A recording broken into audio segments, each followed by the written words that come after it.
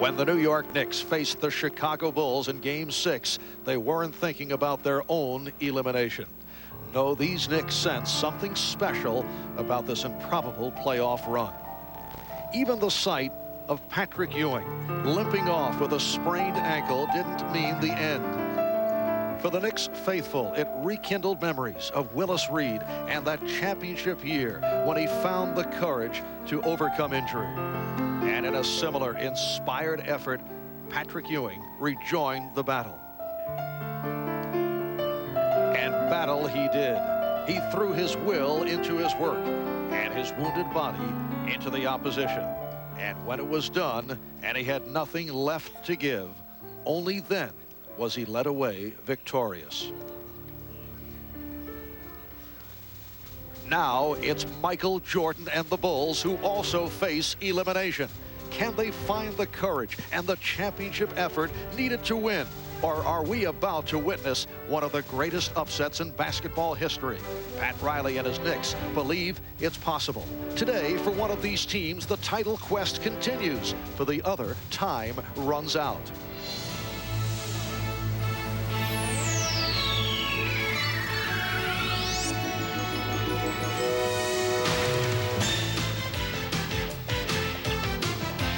This is the NBA on NBC. The 1992 NBA playoffs. Today, it's the New York Knicks versus the Chicago Bulls. This the scene at Chicago Stadium about 2 hours ago. Michael Jordan arriving for his most critical game of the year.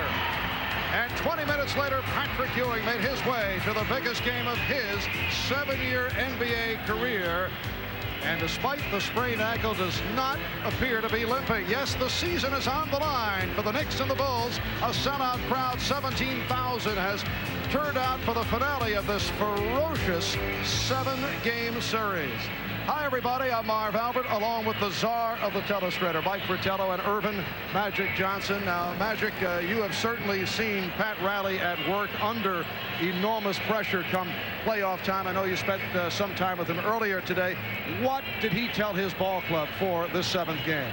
Well, Coach Riley told his Knicks players that, hey, the pressure is on the Bulls to win this game. What they must keep doing is keep having fun and also stay loose.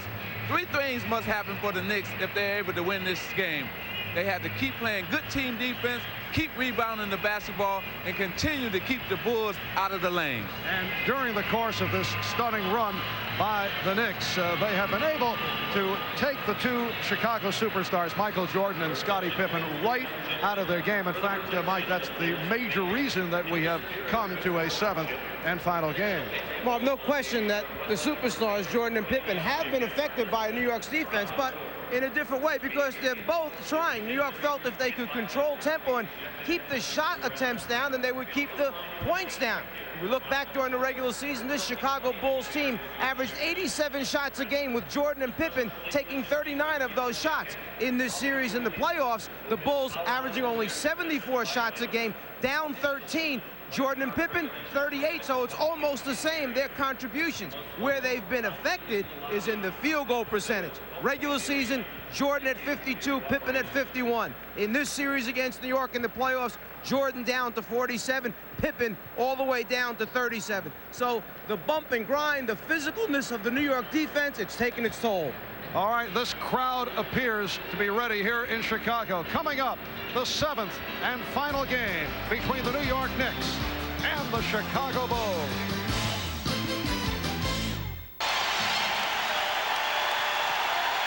So it has come down to this 7th final game of the Eastern Conference semifinal series. Jack Nicholson, John Thompson have made their way to Chicago. And we are set for one of the electrifying scenarios in the world of sports, the introduction of the lineups here at Chicago Stadium. Here's the public address voice of the Bulls, Ray Clay. Fans to the Chicago Stadium. Today's Game 7 of the Eastern Conference semifinals is between the New York Knicks and your Chicago Bulls. Now for this afternoon's lineups. First for the visiting New York Knicks, at forward from Virginia Union, 6'9", Charles Oakley. A 6'8" forward from Wichita State, Xavier McDaniel. At center, 7 foot from Georgetown, Patrick Ewing. At one guard from St. John's, 6'3", Mark Jackson. At the other guard, 6'6", from Tennessee Chattanooga, Gerald Wilkins. The New York Knicks are coached by Pat Riley, assisted by Dick Harder, Paul Silas, and Jeff Van Gundy. The trainers, Mike Saunders.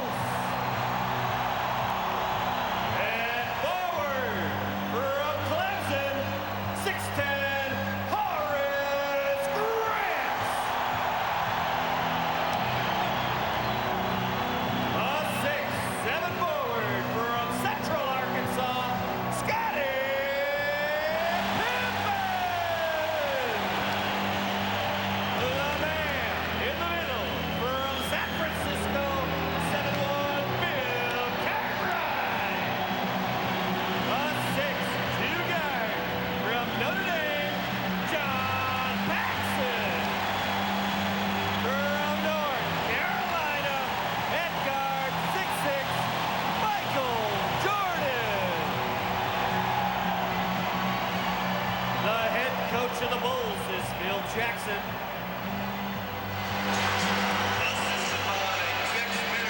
Well, our Ahmad Rashad spent time in both the Knicks and Bulls locker rooms earlier today for a report.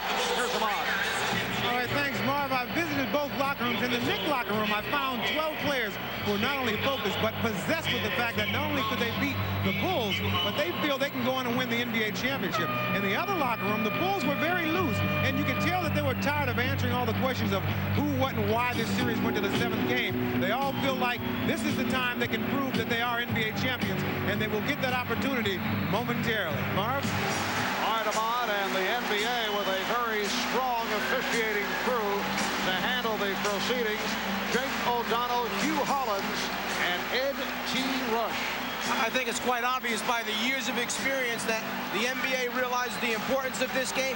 If you go back to the earlier game today, Cleveland-Boston, you had Jess Kersey, Hugh Evans, Joe Crawford, another very, very veteran crew working these important games. And the players respect these 3 officials. So a lot of times when there's a lot of talking going on and a lot of bumping and grinding, and one of the referees say, hey, we got to cut this out, they will respect that, and you'll see a lot of guys quit all the chattering and bumping and grinding. And this has been a series of flagrant fouls during the playoffs. The Knicks have ranked first in the league with 7 flagrants, 5 in this series alone. On the jump ball situation, New York uses a very wide set. Ewing tries to tip straight ahead to Charles Oakley, and then they fly the X-Man and Gerald Wilkins trying to get a fast break right from the opening tap. There's their wide set. Patrick Ewing, who says the sprained ankle is fine, going against Bill Cartwright. And Horace Grant, after adjusting the goggles, able to control the opening tip. Grant played by Oakley. Cartwright turning on Ewing, looking to go right at him. And here's Pippen on the penetration, finding Grant, and he blew the layup. Cartwright with the save. Jordan with the step, and he's fouled.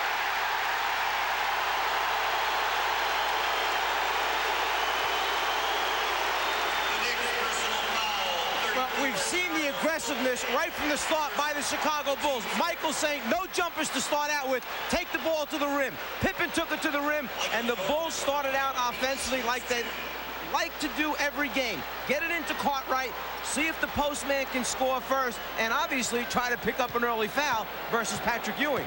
The first 2 possessions, statement time. We're coming down the lane. We don't care how hard you foul us.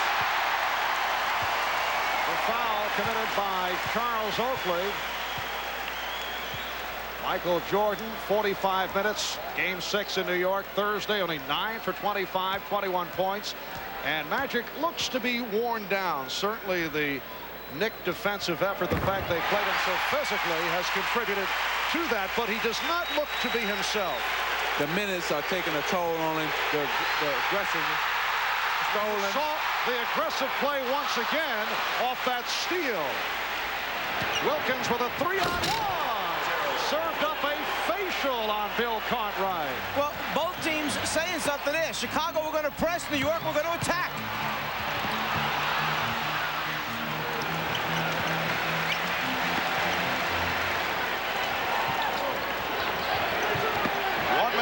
Gone by. The game tied at 2. The interior pass from Jordan knocked away and a foul call. It's on Ewing. To get back to that point of Michael Jordan, the minutes have really weighed heavy on him, but also the physical play of New York has taken its toll too. The best thing that happened for the Chicago Bulls is they had 2 days to rest. Here's Jordan. So the Bulls lead 4-2. After scores, Chicago tries to get Grant up on the basketball to slow down the entry pass. They don't want New York getting it up the floor quickly. Patrick Ewing connects on his first field goal attempt, and the game is tied at 4.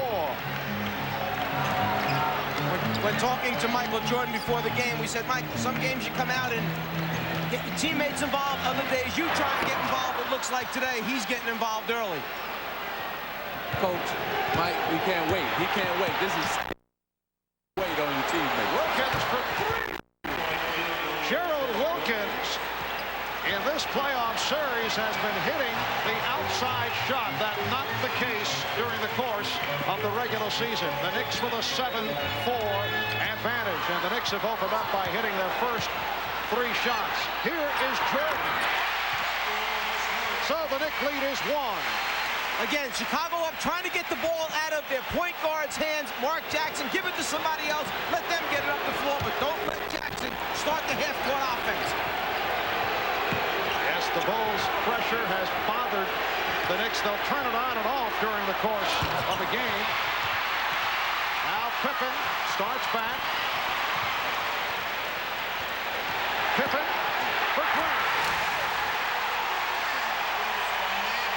Chicago by 1.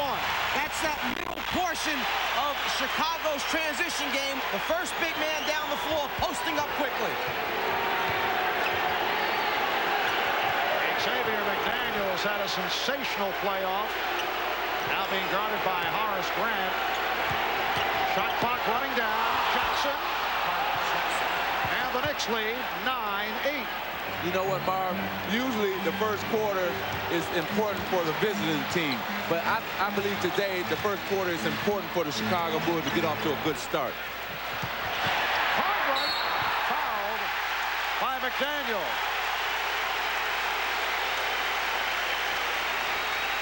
A few moments ago, Scottie Pippen coming down in the transition game. The size and the ability to put it on the floor, create off the dribble, find an open teammate under the basket. That's why he led this team for the season in assists. Bill Cartwright has had his difficulties at the foul line. In the earliest stages of his career, a solid free throw shooter, but he has dropped off in recent years. He's tied the game at 9, and there's no question that the Bulls are looking to get Cartwright going earlier. That is their usual philosophy, but today even more so as they want to test Patrick Ewing. Exactly. They want to get Patrick Ewing into foul trouble because they know once they get him on the bench, their job and their game will be a lot easier. So the Knicks and the Bulls tied at 9, 3.5 gone by. Ewing from Oakley.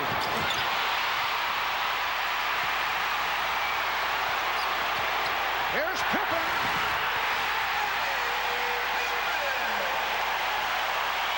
The Bulls 11 and the Knicks 9. He done went coast to coast twice now.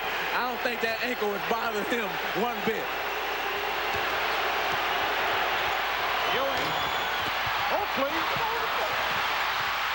Kept alive by McDaniel, and he's rejected. This game has opened at a furious pace. Well, this is probably the fastest game in terms of in the first 4 or 5 minutes in the actual all the other 6 games.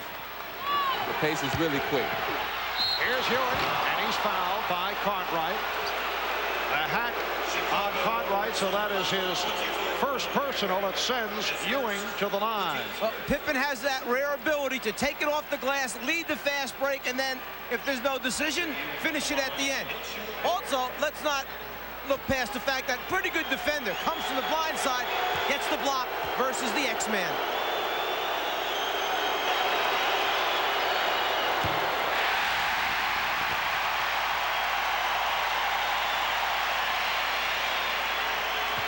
Patrick Ewing averaging 22 points in the series, although he has had his ups and downs. And the same for his work at the free throw line as he connects on 1 of 2. So the Knicks trail 11-10. The New York Knicks last advanced beyond the second round in 1973 when they won it all against the Los Angeles Lakers. Jordan. Bulls 13 and the Knicks 10. Fast start for Michael Jordan. He's hit 3 out of 4. He has 8 points. And that was a little wrinkle that the Bulls have added now. A baseline screen by Cartwright to free up Jordan. Cartwright.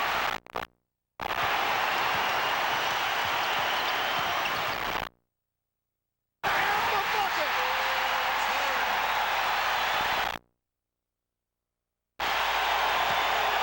The Bulls lead.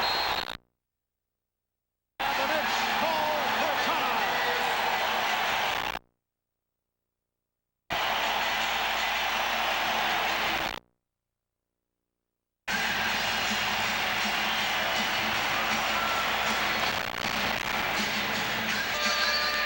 Well, a moment ago we discussed the physical condition of Michael Jordan, who in Game 6 at the Garden looked to be fatigued. I asked Michael if he is worn down.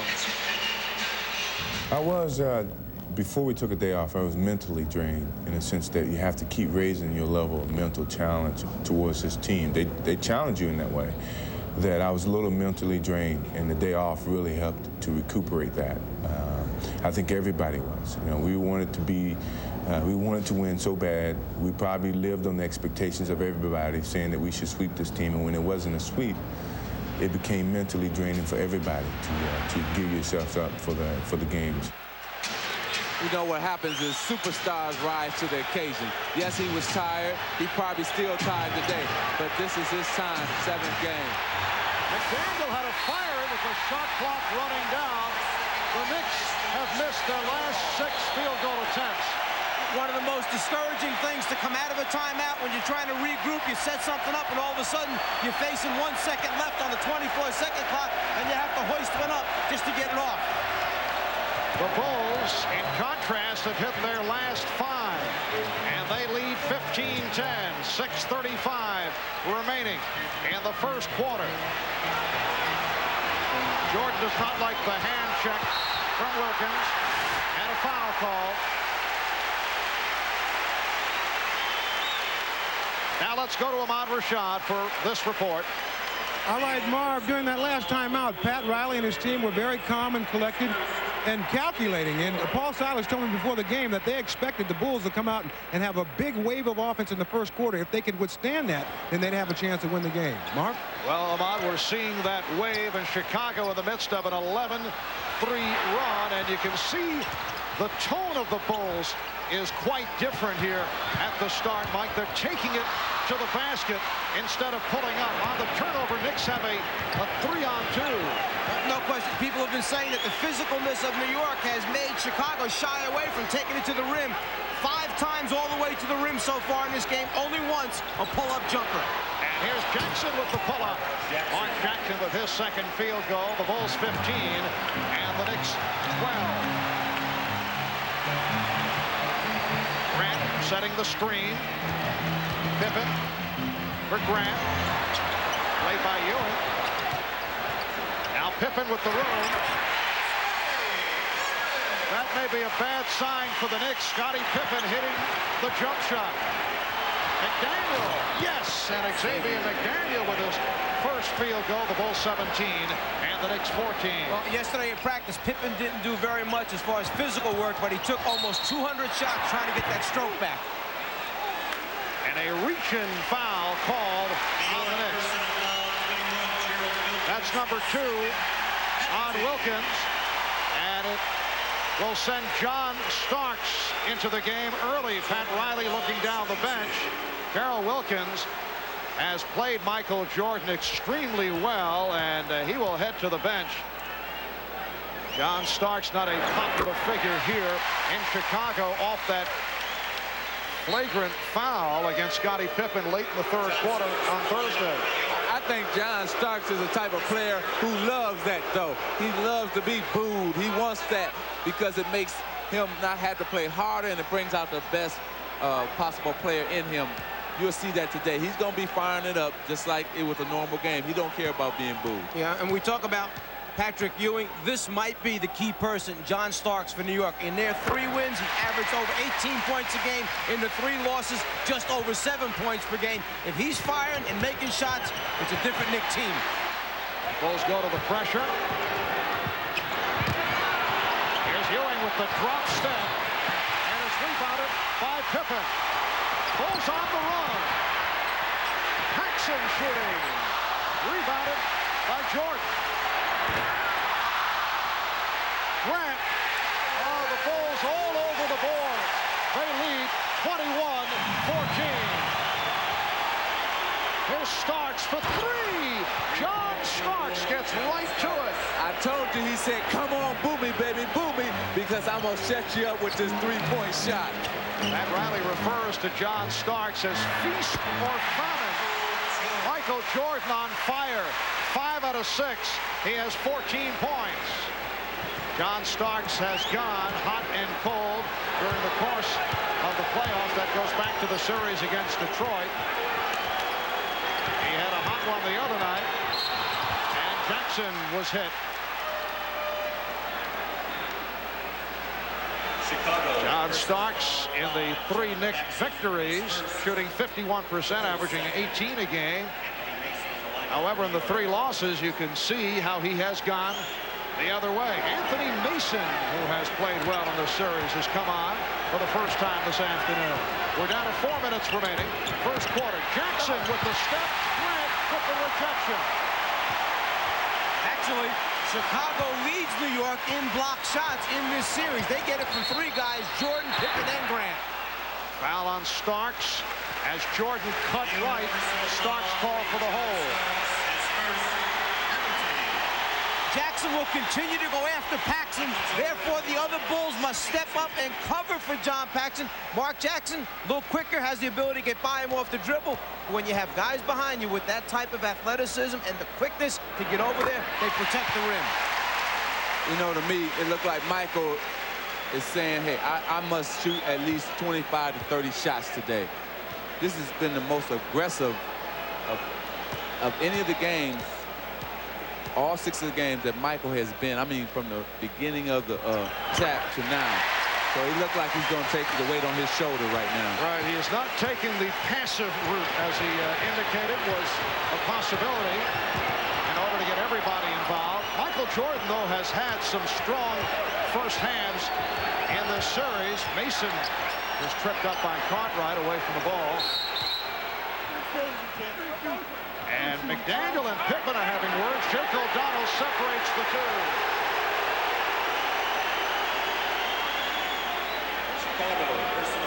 The body's down low, working to get the little hold, the grab, the push, the shove, and this is what Jake O'Donnell is trying to clear up right away. Talking to both players, knock it off, we won't stand for that.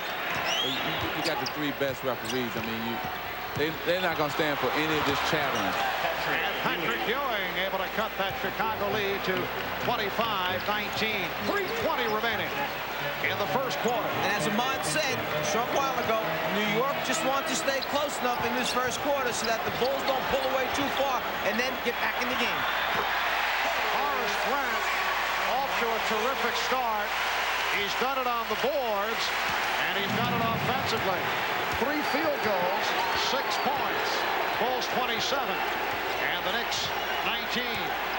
McDaniel posting up and faces up and called for an offensive foul.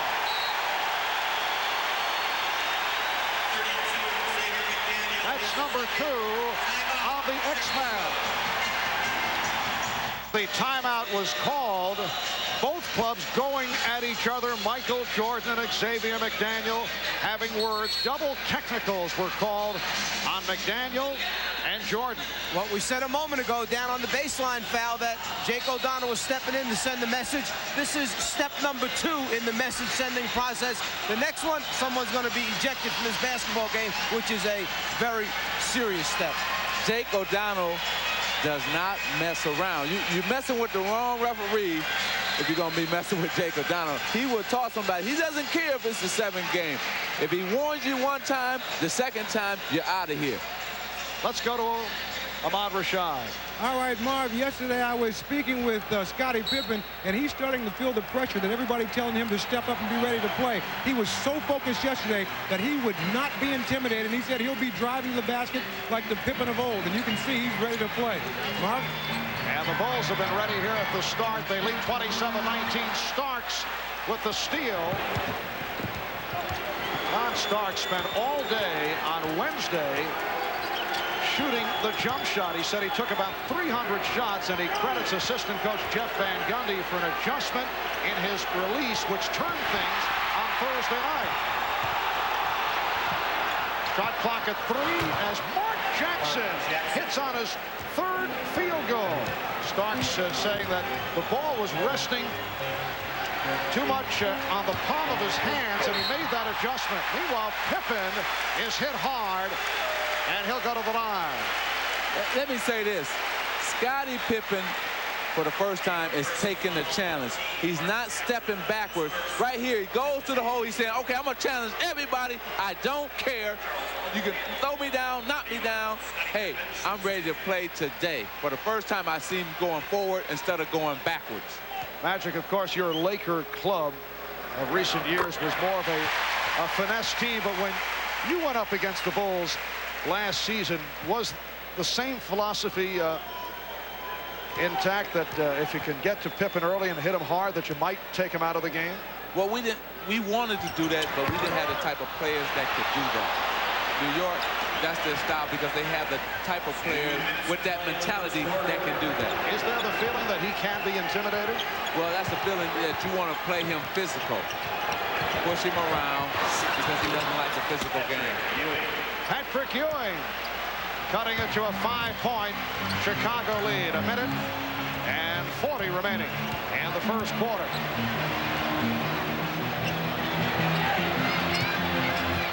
Here's Cartwright to the fadeaway. Way off. Bill trying to use the 24-second clock for a little added edge there and banking it off the clock. Mason is fouled. So Anthony Mason will go to the line.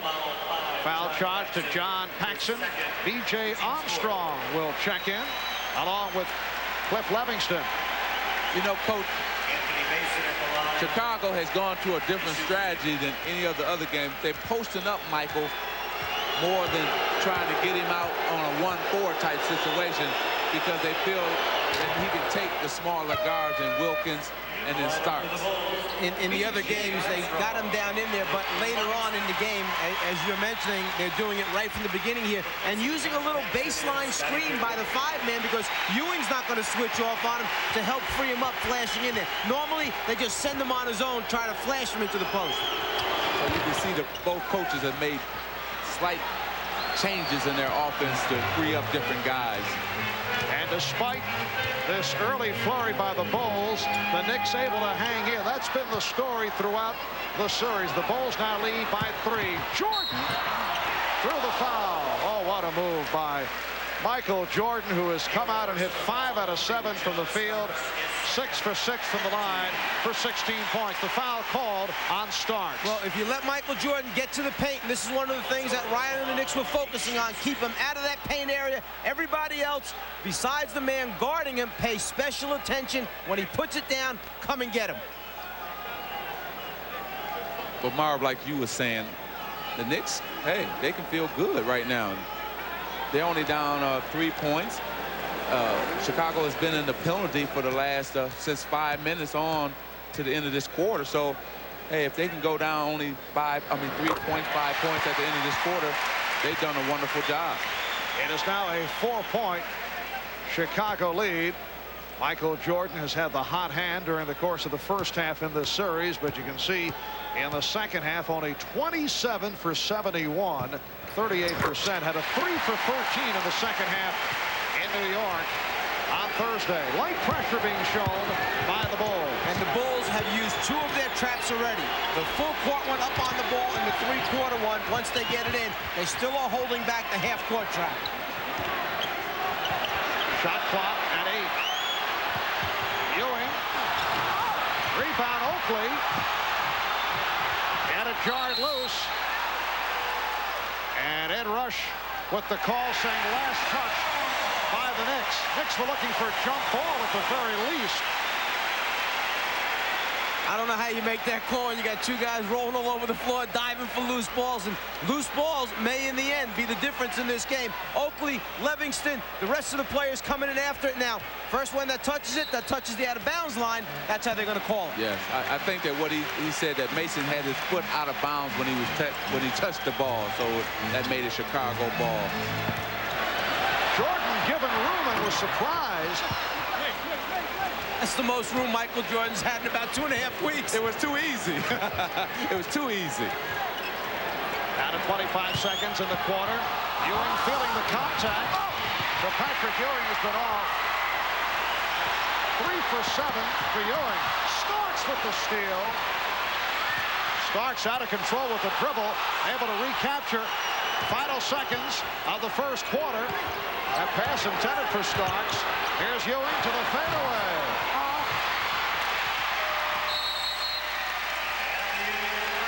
So that's the end of one here in Chicago. Michael Jordan has been the spark. Jordan with 18 points in this first quarter. And the Bulls lead by 5.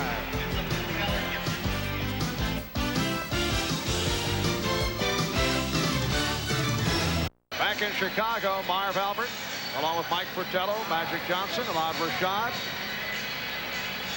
It is awfully tough to repeat in the NBA. A Chicago Bulls team that won 67 and lost 15 during the regular season, trying to make it 2 in a row.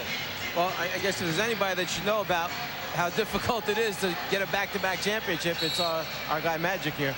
It took us 3 7-game series to win the back-to-back championship, and it might take that for the Chicago Bulls, you know, but they got enough to worry about right here with the Knicks. John Starks continuing his strong play. The Bulls lead by 3 as we get underway in the second quarter. B.J. Armstrong being guarded by Mark Jackson. Illegal defense called on the Knicks. Bill Cartwright was requesting the call and was upset, and he finally got it from Hugh Hollins. Well, Oakley had went over and double team and then get back. You know, after the team after the team that's leading in the first quarter has won all 6 games. Are you kidding me? Wow. Winning that first quarter, pretty important so far. Ooh. So that means Chicago gonna win today? You want to go home now? Oh, very friendly rim for Michael Jordan. 20 points for Jordan. The Bulls lead 32-27. Once again, the Bulls trap.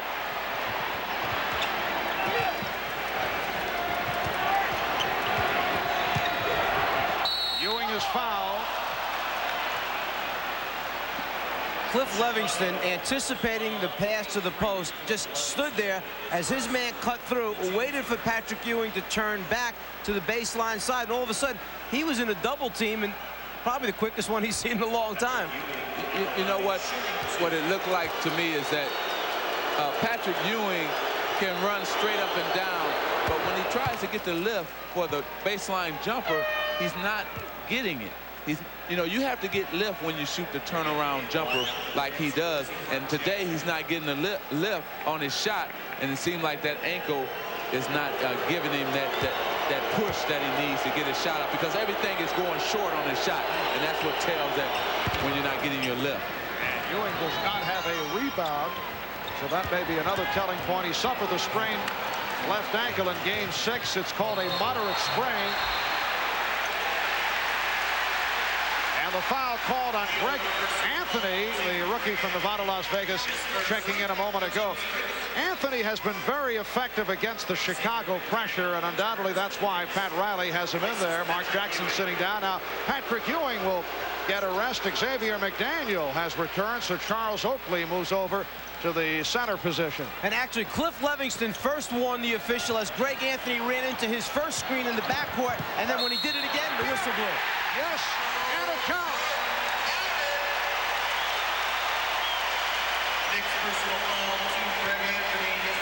Anthony picks up his second. Michael Jordan has taken over this game. He has 22 points. The Bulls now lead by 5. And you can see the special attention that Jordan draws. 3 Knicks waiting for him in the lane, but when he gets that deep, the way he can elevate with his tremendous concentration, and there is no question that with the 2 days rest, he has come out here today. He is a different looking Michael Jordan than the one that we saw in Game 6.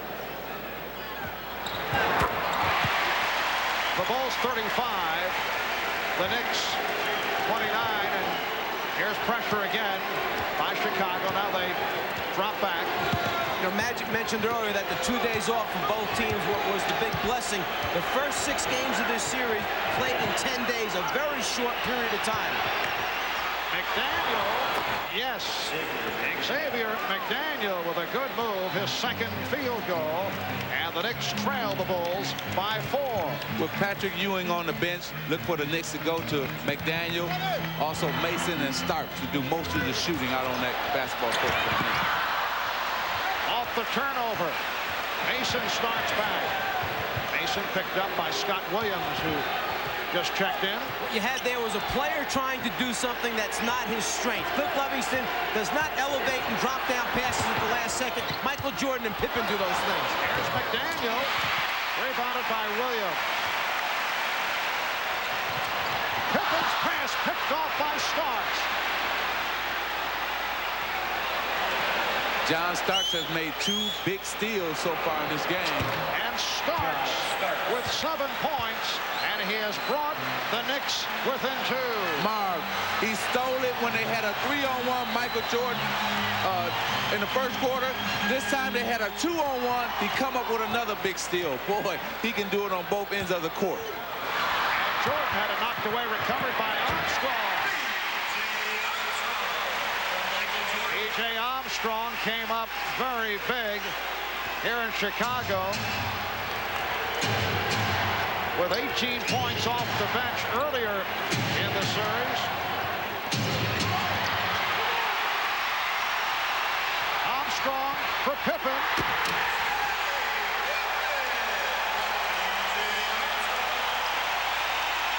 The Bulls 39 and the Knicks 33. See, Greg Anthony, when he's double teamed, he cannot make that pass. because he's too little to make that cross-court pass like he tried to do then. Blocking foul on Scott Williams. And a timeout has been called by the Bulls. 8:40 to go in this first half. Coming up at halftime, NBC Sports will present coverage of the NBA Draft Lottery. Some refer to it as the Shaquille O'Neal Sweepstakes. Incidentally, earlier this week out in L.A., Ahmad Rashad, taping a segment for Inside Stuff, played some one-on-one with Shaquille O'Neal, and they ran into a little problem. Let's take a look. Okay, so you've been playing against zones in college, right? I'm going to show you what it's going to be like in the NBA. You ready? Huh? Well, give me your best. Let me see your best.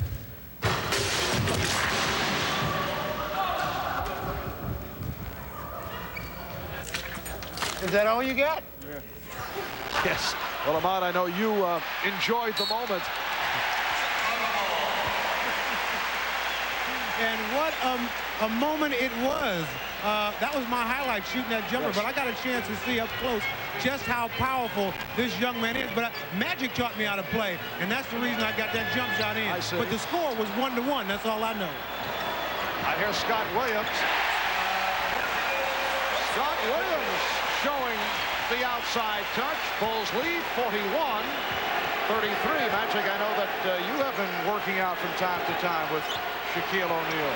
Very impressed with him, especially how strong he is and his footwork. He's really a young man that somebody's going to be very happy drafting.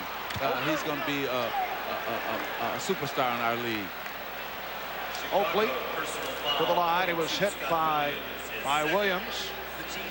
You won the lottery, and there's Alonzo Mourning, who will certainly be among the first to be selected. If your club won the lottery, you're in charge. Who do you take? Shaquille O'Neal, without a doubt. I think anybody would be happy with Alonzo Mourning and Christian Laettner. Those are your first three draft choices. And Jimmy Jackson, it depends too. But this is the deepest draft it's been for years. With both of these teams having their reserve players on the floor right now for significant minutes, obviously the productivity becomes so important. Pat Riley a number of times has said when that combination of Anthony, Mason, and Starks, he said sometimes it's feast, sometimes it's famine with those three. And that's what you have to, you know, play your way through it, see what happens, and then substitute accordingly. And Pat Riley has gone basically with an 8-man rotation. We've seen very little of Tiki Vandeweghe during this series. Cliff Livingston wide open, crowd reacting. Williams not looking that way. Shot clock at 3. Hodges for 3. Craig Hodges, the three-point specialist, has been a factor in this series. Chicago has hit its last 6 from the floor. Overall, 16 of 23. They've had a red-hot first half. Here's Wilkins, who just returned. Traveling, violation. See, on that last shot, that last three-pointer by Craig Hodges, Wilkins forgot who he was guarding. He was guarding Hodges. He left to stop the penetration by Armstrong, and that left Hodges wide open. You don't do that. You let the big man take care of BJ, not Wilkins. That's why there must be constant communication when substitutions take place during the game, so everybody understands what they have to do. Biggest lead of the game. Chicago up by 9. 6:50 to go. First half. Here's Anthony. Rebound, McDaniel. McDaniel with a good second effort. Bulls 44 and the Knicks 37. The winner of this game, the 7th and final game of the series, will face the Cleveland Cavaliers for the conference championship. Cleveland knocking off Boston earlier today.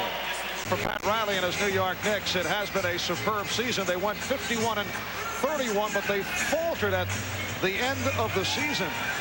I asked Pat, at any point with that slow finish, did they sense that this was a special team?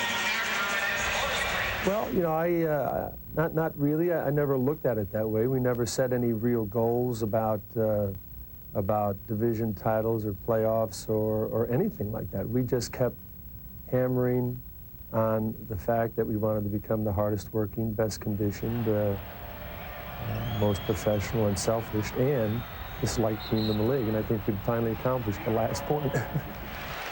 Most disliked team in the league. That because of the sledgehammer image this club has suddenly garnered because of their physical play. Marv, not only that, though, because they play good defense. See, teams don't like to play teams that play good defense. And now, they were always playing good defense during the regular season, but now the hard fouls just came in the playoffs. So teams just don't like to play you because they have to work hard to beat you. And here's Mason with the box out, and he draws the foul. Anthony Mason will go to the line. You can see how the Knicks have done it at the defensive end. They were number 2 behind Detroit during the regular season, allowing just under 98 per game. But then against the Pistons, allowed just under 85. And this series, they have stopped the high-flying Chicago Bulls over the first 6 games, allowing just under 90 per game.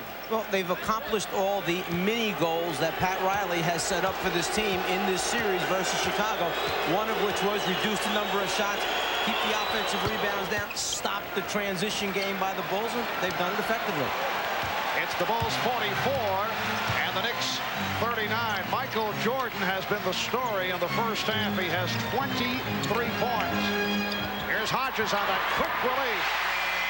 That's a 2-point shot for Craig Hodges. Another mistake by one of the Knicks players. You cannot go up under the pick on Craig Hodges. You got to go over the top and make him drive to the basket. He doesn't want to drive, and he won't drive. Last touch by Pippen. Knicks will maintain possession. Meanwhile, offensively, Patrick Ewing has not been able to get into it. Only 3 for 9 from the field, 3 out of 4 from the line. He has 9 points. Holding foul called on the Bulls. Whether you are Chicago or New York, if you decide you're running a pick and roll, those centers, and you involve your center, obviously, in the play, those centers defensively, they don't jump out half-heartedly. They're jumping out hard. There's a wall there when you come off that thing, trying to discourage the guards from turning the corner, getting in the lane area. Chicago now being hurt by the fouls. They've got over the limit. Knicks 9 for 10 from the line. 5:38 remaining in this first half. The Bulls lead by 6. Well, I guess it's turnabout fair play. In the first quarter, Chicago was in the penalty at about the same time, 5 minutes to go to the quarter. Now New York has the penalty going their way, 5 minutes to halftime. And the Knicks with only 2 team fouls. Grant try to go the reverse.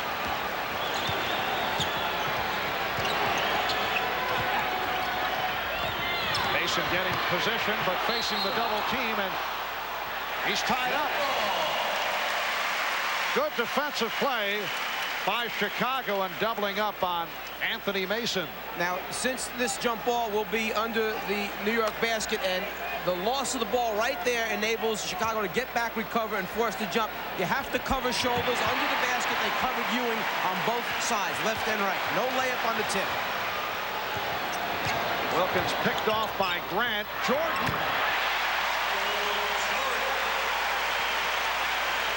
Michael Jordan, 25 points. He's hit 8 of 11. Bulls 48. Knicks 41.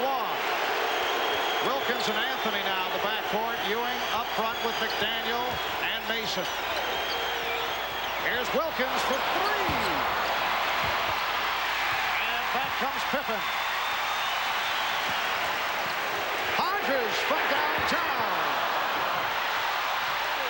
Pippen had it knocked away. It'll be Chicago ball. Magic, pretty soon they're going to start listening to you about leaving Hodges alone out there. Remember what he can do. Well, that time, the defense went back up under the paint to guard the basket and left Craig Hodges wide open. And he, for the first time in this game, or in this series, he rushed the shot. He rushed it that time on a 3-pointer. Mark Jackson is back for Greg Anthony. Oh, good look from Jordan.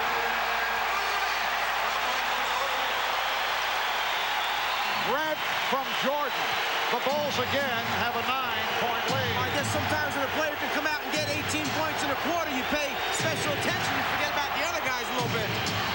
Here's Mason. Rebound, McDaniel. Crowd looking for a travel.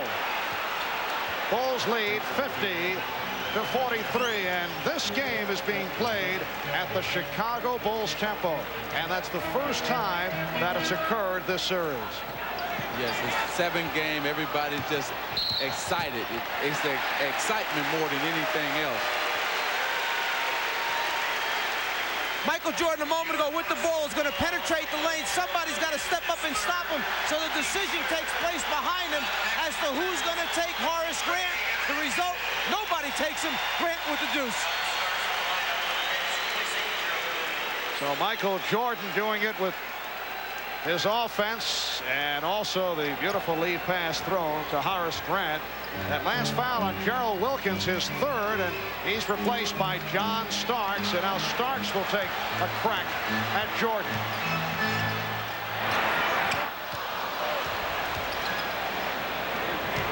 McDaniel for Starks.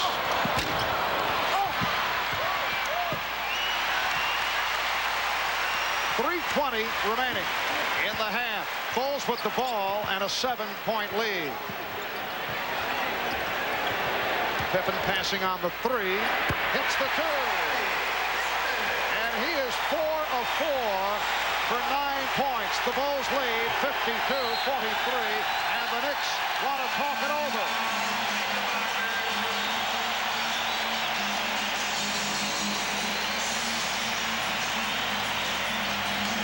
This is Costas at the studios of NBA Entertainment in Secaucus, New Jersey, and coming up on the Prudential Halftime Report, we'll bring you the NBA Draft Lottery. At stake, the rights for one of the 11 teams in the lottery to select LSU's Shaquille O'Neal if they should be so inclined. And the order of selection, in any case, 1 through 11, will be determined for the June 24th NBA Draft.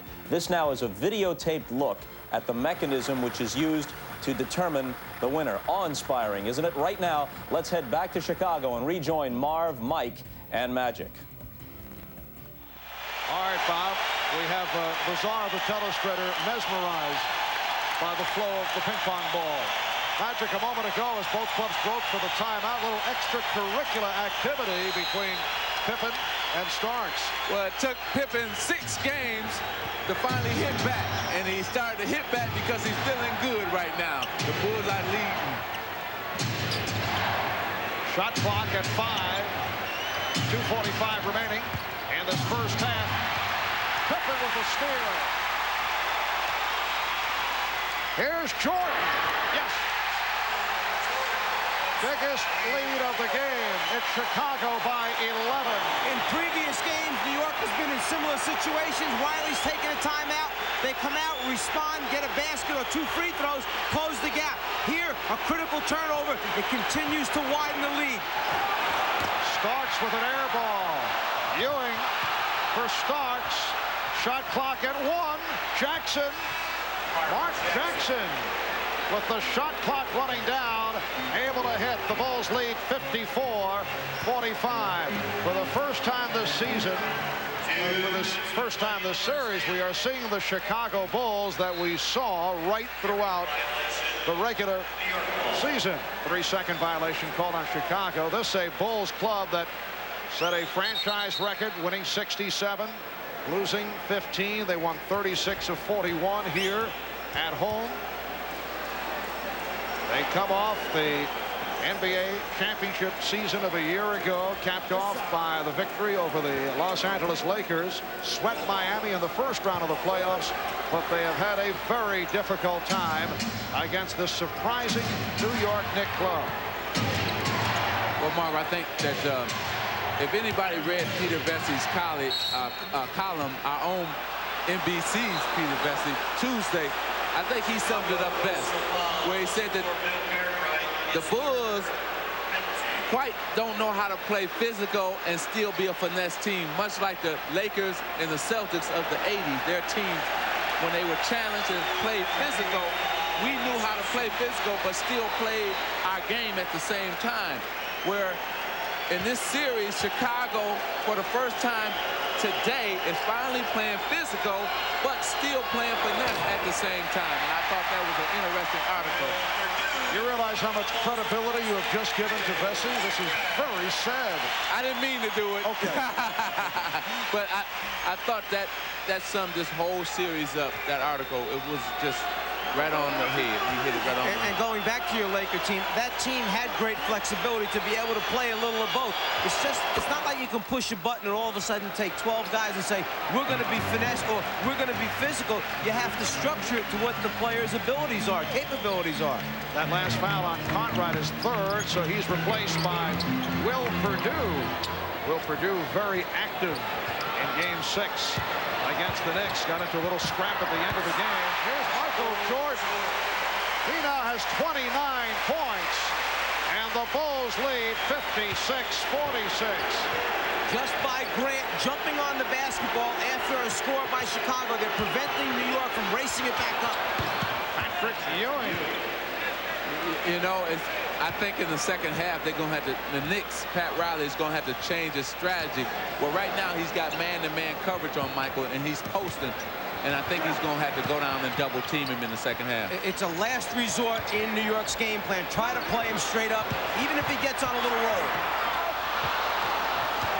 Rare miss for Jordan. 10 of 15 from the field. Starks digging hard. Won't count, says Jake O'Donnell. Will not get the continuation. Starks fouled. Now imagine going back to that philosophy in New York to play him straight up. That's not to say that as you progress in the game and get to the third quarter and then the fourth quarter and then the final 5 minutes that you don't make your adjustments and your changes. Well, right now you're seeing in New York a different Michael Jordan. Here today, a stronger Michael Jordan, and a Michael Jordan who has, I think, adjusted to the 6 games and say, okay, in the 7th game, they've been doing this for 6 games, but in this game, I'm going to do this, where he's posting and turning in the lane, and actually, all he's doing is jumping over Starks. He's doing nothing else but doing that, and I think they're going to have to run a man at him maybe when he gets in the lane. Paxson, who committed the foul to put Starks on the line, picked up his 3rd. He's replaced by Craig Hodges. Incidentally, the NBA playoff record, most points in a half, 39 by Eric Sleepy Floyd. Jordan has 29. Here's Grant, changed his mind. Jordan and Ewing able to reach out for it. And we're down at 25 seconds left in the half. The Knicks down by 7. Even with the excitement, this crowd, and what Chicago and Jordan have done, if New York scores, you're looking right at a 5-point game. New York's got to feel pretty good. And Jackson hit on the reach-in. So Mark Jackson to the line. He was fouled by Craig Hodges. Jackson to the line for the first time. Earlier today here on NBC, the Cavaliers knocked off the Celtics 122-104 to take the series in 7. They await the winner between the Knicks and the Bulls. Brad Daugherty capping off a terrific series with 27 points, 9 rebounds. Hot Rod Williams had 20. Reggie Lewis led Boston with 22. 22nd timeout is being taken by the Knicks. Don't be surprised to see John Paxson come on the floor if Phil decides to make that type of move so that he has a number of 3-point shooters to surround the outside of the floor. Then give the ball to either Pippen or Jordan, let him dribble, penetrate, create, kick back out for a 3 to send the crowd into a frenzy and give the team a little boost to end this first half. With 11.8 seconds remaining, that is so much time for the Bulls to advance the basketball off the dribble. Pat Riley sending in Kennard Winchester, a man who has seen very little action during the course of the regular season. Kennard Winchester, second-year player from Averett College, had shots with Houston and Boston. Winchester in there because of some Knick foul trouble. Jackson will shoot his second. 11 seconds to go. First half. The lottery coming up at halftime. And so it is only a 5-point Chicago lead. Knicks do have 1 foul to give, and there it is. And a good foul because now the Bulls will have to regroup. And inbound again with 6 seconds on the clock. And that's the reason also for the substitution in case it got into the hands of the man that Winchester was guarding. You don't care if he picks a personal foul. Now they will go back and draw up what they want to run here with just over 6 seconds remaining. The Knicks very fortunate, as you mentioned, Mike, to be only down by 5 when you consider Michael Jordan just burning it up in this first half with 29 points. Chicago is led by as many as 11. Chicago shooting 59% for the half, 22 of 37. Pippen loves to inbound the ball and then follow his pass. He's the most dangerous guy on the out-of-bounds plays for Chicago. The guy guarding Pippen has to stay awake. Don't fall asleep. He'll chase it. Final seconds. Jordan springing free and missed on the floater. Oh, yeah, I did forget about a guy named Jordan. So Michael Jordan with 29 points. And the Chicago Bulls lead the New York Knicks by the score of 56-51. Halftime of the 7th and final game. Stay tuned for Bob Costas from NBA Entertainment Headquarters as we will present the NBA Draft Lottery. Halftime of Game 7 in Chicago. Michael Jordan with 29 points, though he missed his last 3 shots from the floor. And despite yielding the 29 to Michael, the Knicks, led by Patrick Ewing's 14, trailing by only 5, 56-51. The winner gets the Cleveland Cavaliers in the next round. The Cavs over the Celtics in Game 7 earlier today, 122 to 104. Bob Costas at the NBA Draft Lottery, being held this year in the studios of NBA Entertainment in Secaucus, New Jersey. The NBA Draft itself will take place on June 24th in Portland. Today, the order of selection in the draft has been determined by the lottery. Here's a little background. The lottery was instituted in 1985 in part to remove the appearance of teams with poor records losing intentionally in order to secure a high pick in the draft based solely on order of finish. So what's at stake in this year's draft? Well, in some years, it's not exactly clear which player will be taken with the first pick. Not so this time. Barring the unforeseen, the first selection will almost certainly be LSU's Shaquille O'Neal. He's amazing. And the thing I like about him, too, is that he can run up and down the basketball court, and you can give it to him on the run, and he can make a good decision.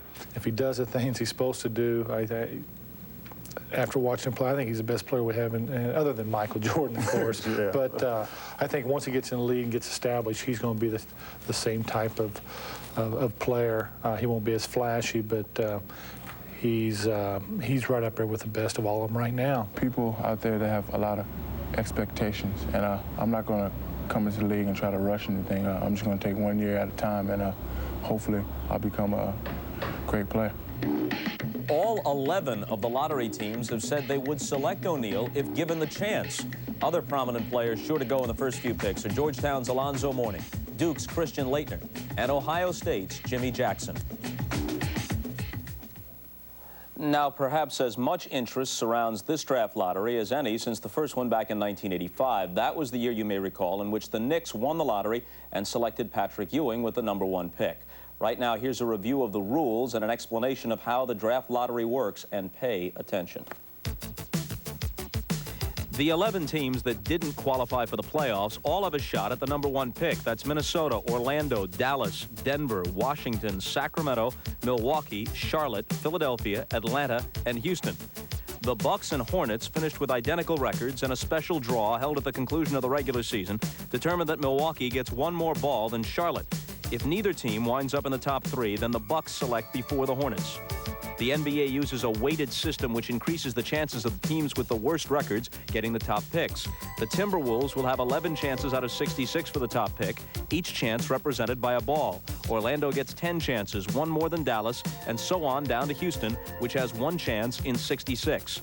The balls are placed in a clear cylinder. They will be mixed and then drawn to the top. The first to emerge from the cylinder will represent the first pick in the draft. The second non-duplicate ball will get the second pick, and the third non-duplicate ball, the third pick. The order of selection for the remaining 8 teams will be determined by inverse order of their regular season records. This guarantees the team with the worst record, Minnesota, of no lower than the 4th overall pick. Okay, the actual drawing has just been conducted in a separate room under the supervision of NBA Deputy Commissioner Russ Granick. The process was witnessed by representatives of the 11 lottery teams, different representatives from the individuals sitting here. Also there was Phil Laskaway, a partner in the international accounting firm of Ernst & Young.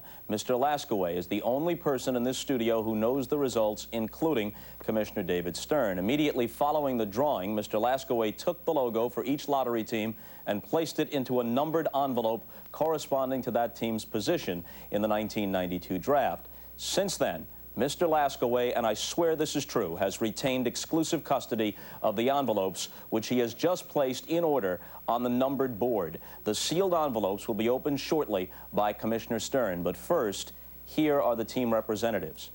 From the Houston Rockets, General Manager Steve Patterson. From the Atlanta Hawks, General Manager Pete Babcock. Representing the Philadelphia 76ers, their GM, Gene Shue.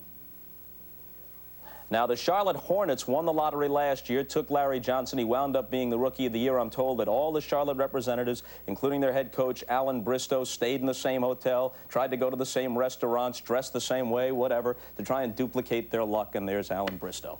The Milwaukee Bucks are represented by their new head coach, Mike Dunleavy. From the Sacramento Kings, the Director of Player Personnel, Jerry Reynolds.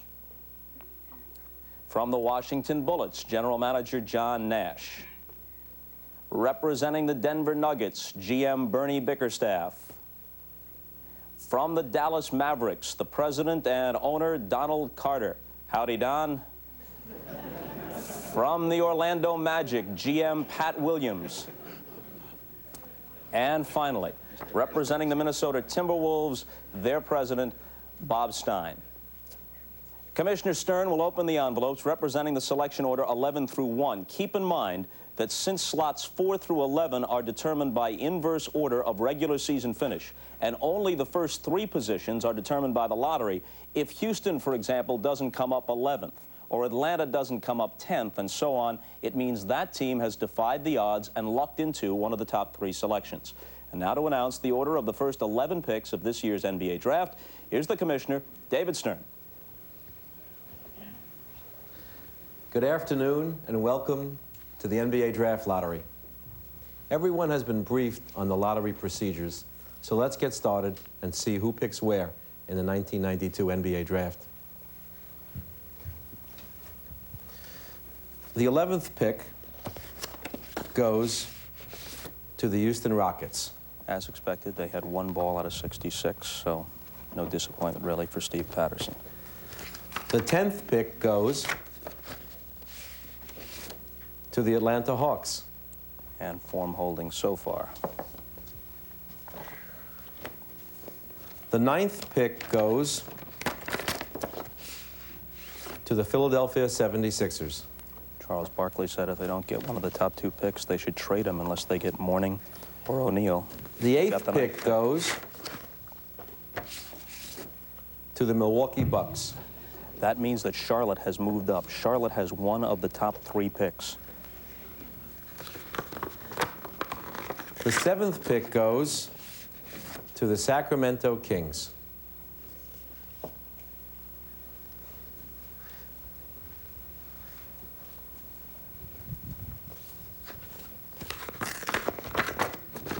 The 6th pick goes to the Washington Bullets. Everything is held according to statistical probability except Charlotte, which has moved into the first 3 picks. The 5th pick goes to the Denver Nuggets.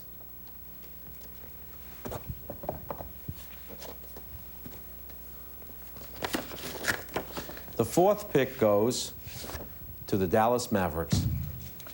Orlando, Minnesota, and Charlotte. Must be the shoes and not the hat.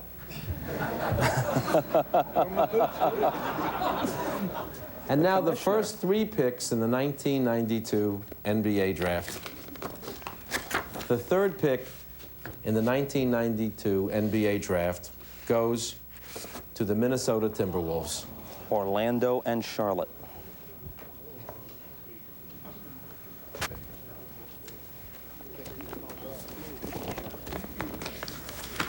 The second pick in the 1992 NBA draft goes to the Charlotte Hornets. And that means Orlando's got it. that the Orlando Magic will pick first in the 1992 NBA draft. Come on up, Pat.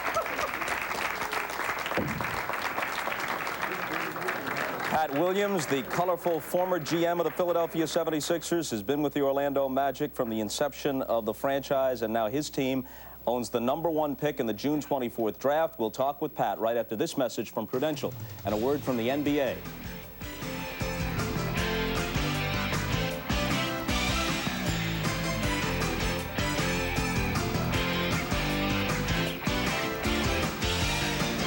Okay, we're back in Secaucus, New Jersey, where the NBA draft lottery has just been held. This is the GM of the Orlando Magic. I don't know if this is the very ball, but one of these Orlando Magic ping pong balls came up with the #1 pick. I see you're already holding the jersey. Well, we got a jersey #1 on it. And what does it say on the back?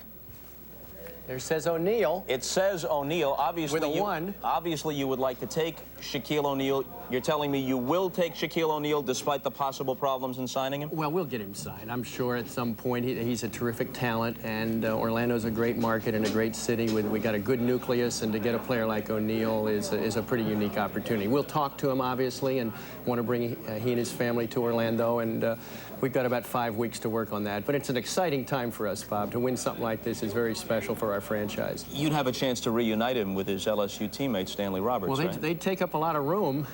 They would blot out the sun on a lot of days. They're an enormous pair, but you never, just like in baseball, you never enough pitching. In basketball, you never have enough big people. So to have an opportunity to get 2 young big men like that is pretty unique for us. So you foresee a Twin Towers situation? Well, I'm not sure all the time. I'll let Matty Gukas and his staff worry about that. I think at this point, if you have talent, you figure out a way to use it. And O'Neal is a remarkable talent. Stanley Roberts is a very special young big man prospect, too. What about the possibility of trading Shaquille O'Neal? There has been talk, and he's tried to soft pedal it in the last few days, but talk that he might be so difficult to sign that he might try to force a trade to a location of his choice. Well, obviously, one of the things that we have done with all the interviews of players that we've drafted over the years, Bob, point blank, do you want to play for our franchise? We've asked them that point blank, and we'll do the same with Shaquille. You know, it's another interesting thing. I know you feel your own exhilaration here, but Charlotte had the #1 pick last year. They got Larry Johnson. You take O'Neal, they can get Alonzo Mourning. What a team they're building. Well, they got a terrific break today. I think as the lottery really fell out today, there was one out-of-the-ordinary event today, and that was Charlotte, who should have been, what, 7th or whatever, and they plunk up there at 2, so they would have a choice of Mourning or Leitner or a lot of different people, and with Larry Johnson and Gill and the young club they're building, I'd say this is a very special day for Charlotte, too. Pat Williams of the Orlando Magic, congratulations. Thank you, Robert. You told me before the selection, save this seat, I'll be right up. That's right. And you turned out to be prophetic. Here is the review now of the lottery selection. The first pick to the Orlando Magic, the second pick, the Charlotte Hornets, third pick, Minnesota Timberwolves, who had the best statistical possibility of getting the first pick. They settled for the third. The fourth goes to Dallas, the fifth to Denver, the sixth to the Washington Bullets, the 7th to the Sacramento Kings, the 8th to Milwaukee. There's the Pat Williams reaction, which you're going to see in just a moment. We have it on replay. What did I say? 8th to Milwaukee, the 9th to the Philadelphia 76ers, the 10th to the Atlanta Hawks, and the 11th pick, as expected, to the Houston Rockets. They had only one chance in 66 of nabbing the #1 selection. And we'll return with second half action. The Bulls over the Knicks, 56-51. There's that reaction I was telling you about. Pat Williams, yes, the Orlando Magic. They have the #1 pick in the 1992 NBA draft. It's the Bulls over the Knicks in Game 7 from Chicago by 5. And we're back to Marv, Mike, and Magic after these messages from your local station. This has been the Prudential Halftime Report, brought to you by the companies of the Prudential. In a changing world, one thing remains rock solid: the Prudential. At halftime in Chicago, the Bulls by 5 over the Knicks in the 7th and final game. Marv Albert with the czar of the telestrator, Mike Fratello, along with Irvin Magic Johnson. And Mike, I'd have to say that the Knicks must feel fortunate to be trailing by only 5. Oh, no question, when the opponent is shooting the ball as well as Chicago is, and you are not shooting the ball well, you have to make it up in some other areas. New York doing a pretty good job of rebounding the basketball, but to only be 5 points down. I think Riley had to go in and talk about the positives that will take place. And statistically, if we look at some of the players on Chicago, they've really struggled down the stretch in the first 6 basketball games. So we'll wait and see. And that includes Michael Jordan, who has not done it in the second half. And Magic Michael certainly did it in the first half with 29 points. You were indicating you could see some adjustments by the Knicks on Jordan. Well, I think what you have to do is you're going to have to run a man at him. You can't let him sit down there and post up on John Starks or Wilkins because he's jumping over him. He's in a rhythm. He's in a groove. Now you must disrupt that rhythm and that groove. And Gerald Wilkins, who has played it well in the past, is in foul trouble with 3 personals. A look at the shooting in the first half. The Knicks only 17 of 40, 43%. But the Bulls on fire, 22 for 38, 58%. We'll check out today's Miller Genuine Draft halftime statistics. Knicks have done it on the boards once again with a 22-15 edge, sparked by Charles Oakley, who has been leading the way. Oakley with 7 rebounds in all. Right now, let's go to Ahmad Rashad, who is with New York Knicks coach Pat Riley. All right, thanks, Marv. Pat, Chicago threw everything at you at the first half. You guys withstood it. You're only 5 points down. Well, we have to feel like we're in a pretty good position, Ahmad, but if we adhere to our defensive principles this second half and continue to hammer on the board, then I think we got a great shot at this. All right, good luck to you in the second half, Pat. Thank you. Back to you, Marv. All right, it is a 5-point differential at halftime. Michael Jordan leading the way with 29. We'll be back in Chicago after these words. This capacity crowd at Chicago Stadium looking to pump up the home team. Patrick Ewing with 14, Mark Jackson with 10, Michael Jordan leading Chicago with 29 points. His high in this series, he had a 37-point game in Game 5. His all-time playoff high, you recall, 63 points. Ewing rebounded by Jordan. Here's Pippen. That's the one thing that New York has done. Stop the spectacular plays. Stop the dunks that get the crowd excited. Stop the fast break lob passes. Already the first one here in the second half. Wilkins wide open. Good box out by Grant. Jordan and Paxson at the guards. Grant, Cartwright, and Pippen up front. Bill Jackson with his standard starting lineup. Knicks also go with their usual starting 5. Minute gone by in the third. Paxson played on the switch by McDaniel. Cartwright, foul, it counts.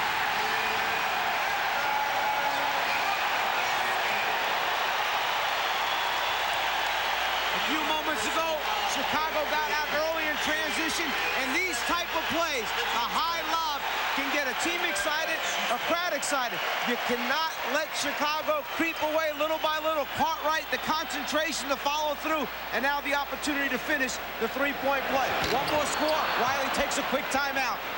Yeah, you know what drives coaches crazy is when big men reach in and get fouls like that. That drives coaches crazy.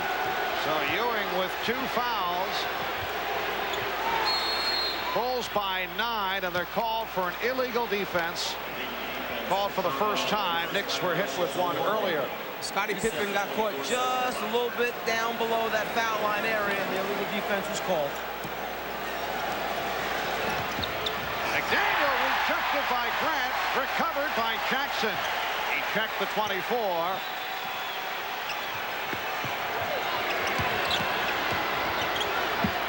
Jackson from downtown. Oh, this is a tough call. Hugh Holland's right there.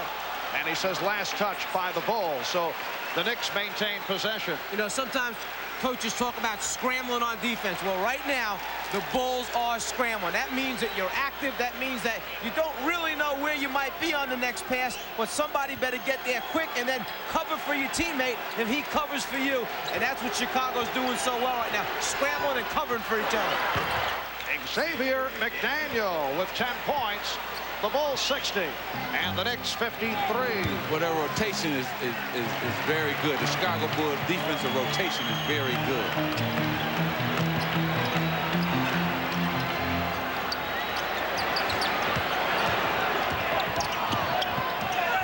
Shot clock at 5. Jordan swinging, and it will be Nick Ball. Michael Jordan has missed his last 4 field goal attempts. We talked about they had to do something different with Michael. They double teamed him that time, and X-Man made him shoot an air ball. And so you see Riley coming out second half, and a shot by Ewing right there. Good pass by Mark Jackson too, the seam. But they are changing their defense on him, it looks like. 5-point Chicago lead. And Pippen will inbound.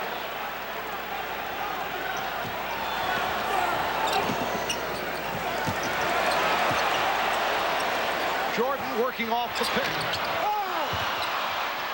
And Wilkins able to hustle it down. To show you the toughness, the mental toughness that this Knicks team has, a lot of teams would have gone away by now.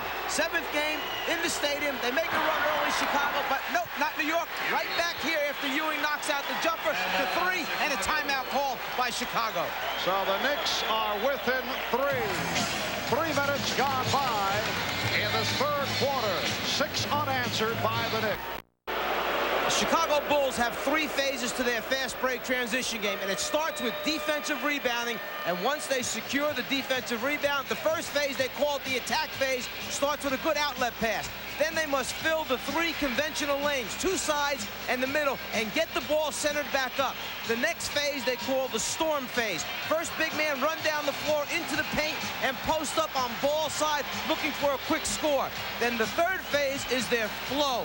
Last big man go opposite and then move into your half-court offense, which we know as Chicago's triangle offense, 2 men opposite. Then they go into their options. This time, flash a high post, backdoor by Jordan, guard around Paxson, knock out the jumper, and it all looks terrific in the transition game. New York has done a pretty good job of eliminating or minimizing those transition scores. Bulls with a 3-point lead. They've led by as many as 11. Shot clock to 5. Down to 1. Paxson. That's a crusher because the Knicks defensive sequence made it very difficult for the Bulls. Well, Pat Riley can live with that. You know, he played excellent defense and made a jumper. So, okay, that's all right. Ewing rebounded by Pippen. Paxson in the open floor, gives it back. And a foul. Jordan was hit on the drive by Ewing. That's 3 on Ewing. This is the initial phase, that attack phase of the fast break. Get the ball out in front, get those first 3 people down the floor. Pippen to Paxson to Jordan. The first 3 filling, the foul by Ewing. Michael Jordan, 9 for 9 from the line, 83% free throw shooter during the season. 30 points for Michael. 4 minutes gone by in the 3rd quarter. 7th and final game of the Eastern Conference semifinal series. Series tied at 3. The winner goes on to face the Cleveland Cavaliers in the conference final. The winner there goes to the NBA championship round. Off the double team. Foul call. They try to trap Jackson and succeeded, but Paxson called for the contact. And a little different look that time. They waited till New York got over the half-court line. Then they come with a 6'10" power forward to trap Jackson along with Paxson. Not a real clean look that time from Mark Jackson. And that's 4 fouls on Paxson. Cartwright with a good play. Knicks will inbound with 14 on the 24. Let's see, Mark Jackson has to take that ball maybe 2 more dribbles down, and then Patrick Ewing would have had a dunk if he could have delivered the ball. Jackson. McDaniel. And his pass picked off by Grant.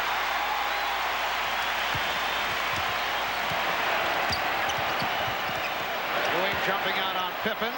Left caught right open for an instant. Here's Pippen. Bulls have to reset it. He stepped out.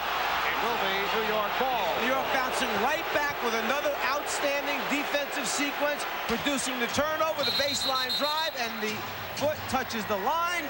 Great call by Jake O'Donnell. He's the best in the business, you know, but right now, it's not in the first half and first quarter, we had a real fast pace. And now this pace is the New York pace. It's a slow down game. There's a lot of turnovers, and it's going to a walk now. And when it goes to a walk, it favors New York. They love this type of pace. Wilkins able to recover, and he's fouled. Grant going for the rejection, call for his second.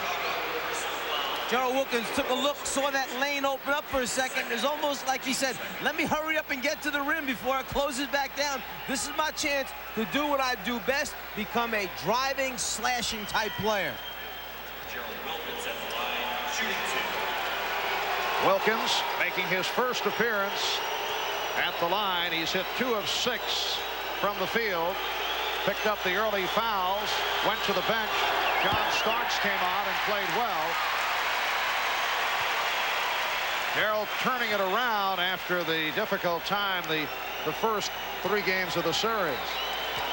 Well, I think what he was a guy worrying about Michael Jordan too much in the first 3 games. In the last 3 games, he was a guy just saying, okay, I know I have to play Michael Jordan, but I'm going to also make Michael play on the offensive end, and that's why his game has escalated. Actually, over the course of recent seasons, Gerald Wilkins done a decent job against Michael Jordan, and the reason is he's occupied Jordan early in games, and Jordan has had to defend against Wilkins. Here's Pippen with the screen shot, and Ewing had it knocked away. Grant with the steal. Well, Ewing lost it because he was casual with the rebound. Paxson, rare to see him off the dribble, and it's tipped home. Michael Jordan soaring for the tip. He has 32. Bulls lead 65-57.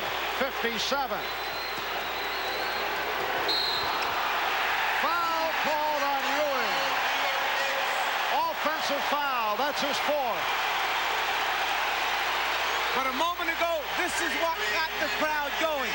When the shot goes up, Michael Jordan is going to come flying in and tip it and dunk it. You got to keep a body. Then when New York comes back down, Ewing tries to clear space with that arm.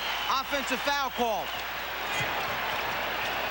Right now, Pat Riley staying with Patrick Ewing. John Starks has replaced Gerald Wilkins. Anthony Mason getting set to come on, so Ewing will sit down. Here's Jordan. What a feed for Grant.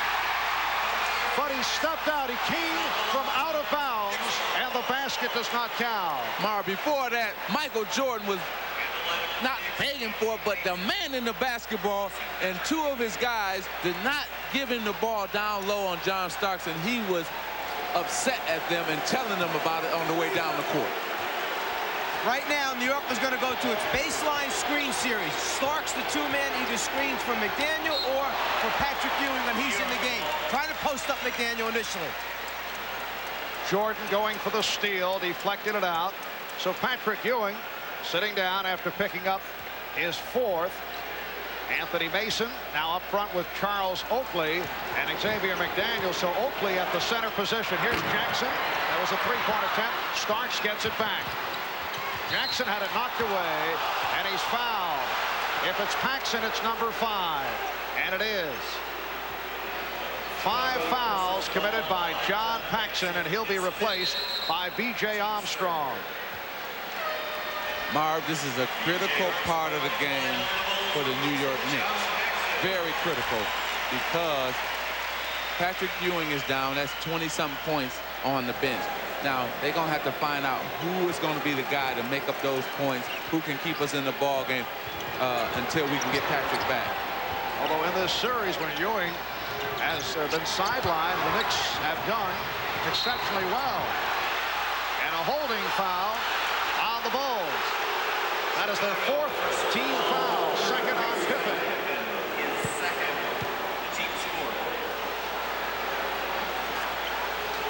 X-Man, the guy they're trying to post up, that's the score they want to go to right now. But in the double team, you see the grab of the wrist. Jordan got a piece of that shot from Starks. Double pump. McDaniel blocked. Here's Oakley. He's blocked and fouled. But you have to like the Chicago defense. 3 blocked shots in that one possession. Boy, you think you got it. Here come Horace Grant. I'm going to block your shot. Here come Oakley. He said, okay, I got it. No, here comes Grant again. Boy, this is 7-game playoff basketball at its best right now. Good defense on both sides of the court. Foul on Pippen. His 3rd. Oakley has hit 2 of 2 from the line. Chicago with 6 blocked shots. You know, most times blocked shots take place from a defensive player away from the actual ball. It's a guy helping out, a guy rotating over. Not too many times you get a straight-up block on the guy you're guarding. And Chicago, with Grant, Pippen, and Jordan flying all over the court. I mean, when you go up to shoot it, you have to have eyes behind your head before you let it go. Exactly. It's the Bulls 65, the Knicks 59. We're just under 5 minutes remaining. 3rd quarter. Marv Albert, Mike Fratello, Magic Johnson, and Ahmad Rashad from Chicago. Backdoor pass deflected out by the Knicks. You know what, Marv? I don't like that with Cartwright going backdoor. Right now, you got Oakley on him. Hey, take Oakley. He's too small to handle Bill Cartwright. Cartwright should be more often-minded. Now they take Cartwright out. Well, now it's an even-Steven game now. So I thought maybe they should have left him in to go at Oakley. Well, Stacey King has come on for Bill Cartwright. King missed the first 2 games of the series with the flu. Sat out Thursday night with a bad throat. Here's Jordan splitting through. Jordan with the steal. And then it's stolen by Starks. McDaniel chased by Jordan. It's a clean block. Whose game is it? It's Michael Jordan's game. And that's why Magic said before he was demanding the basketball from his teammates. He knows right now he's got it. He feels it. He splits the potential trap. And then after scoring, comes right back with a terrific defensive play. Doing it all. Last touch by Starks. That was one of the most remarkable sequences that you will see. Michael Jordan doing it in every phase of the game. First the bucket, then the steal, then he lost it, and then he's able to hustle back and come up with the rejection. Knicks have missed their last 6 field goal attempts. We come up on 4 minutes to go. In the 3rd, Bulls lead 67-59. Shot clock running down. Armstrong hits from downtown. And the Knicks call for time.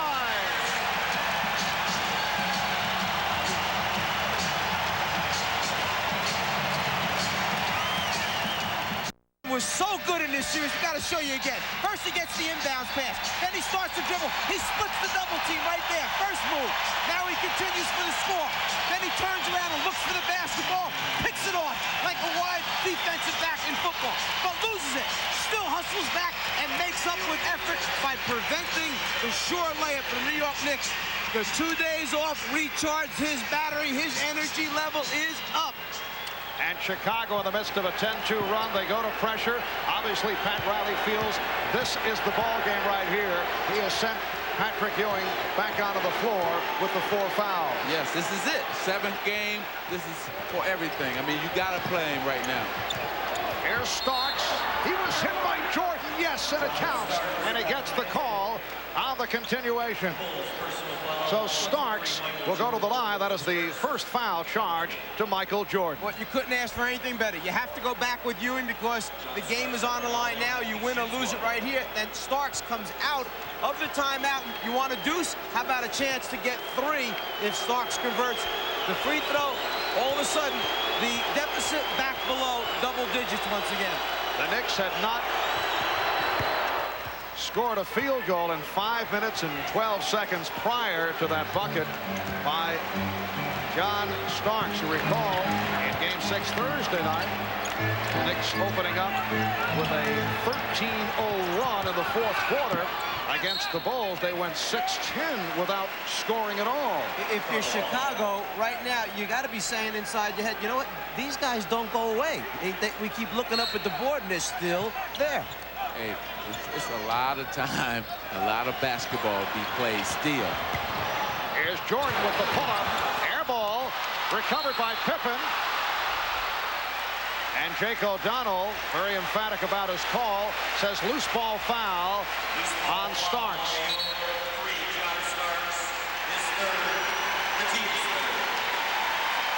13th foul committed by the Knicks. For each Knick player, this is clearly the biggest game of their NBA career. For the Bulls, their most significant game since they faced Detroit in Game 7 2 years ago and lost to the Pistons. Pippen had it knocked away by Jackson. And as soon as Pat Riley saw that Ewing wound up on Pippen, he called for his double-team defense. He had to get the ball out of Pippen's hands, afraid that Ewing would pick up his 5th foul. Shot clock at 8. Jordan for King. Rebounded by Grant. Yes, and it counts. Horace Grant has come up with a number of enormous baskets. Well, in the first 6 games, New York did not allow Chicago offensive rebounds.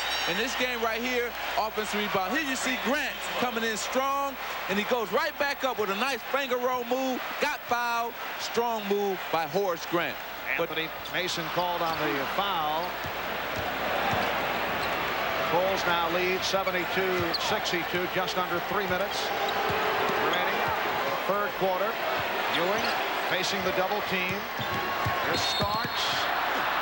Illegal defense called for the 2nd time against Chicago, so the Knicks will go to the line and shoot a technical. Charles Oakley returns for Anthony Mason. Starks to the line. He will shoot the tee. He is 2 of 3 from the foul line. John Starks, a man who played at 4 colleges in 4 years. Back in 88-89, he appeared in 36 games for Golden State, had stints in the CBA and the USBL, emerged last year as a valuable member of the Knicks and has really come on this season. No, that sounds like a man who really wanted to play in the NBA to me. His itinerary very similar to Anthony Mason. Grant with the rejection. For Horace Grant, his 4th block shot. For the Bulls, their 7th rejection for the game.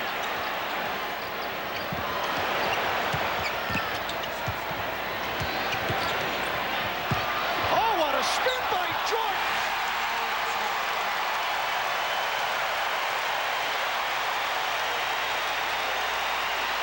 You know, Marv, that time he spun away from the double team, caught Ewing coming at him, and went up underneath. Great move. Grant with the steal. Michael Jordan with 36. He has shown the way.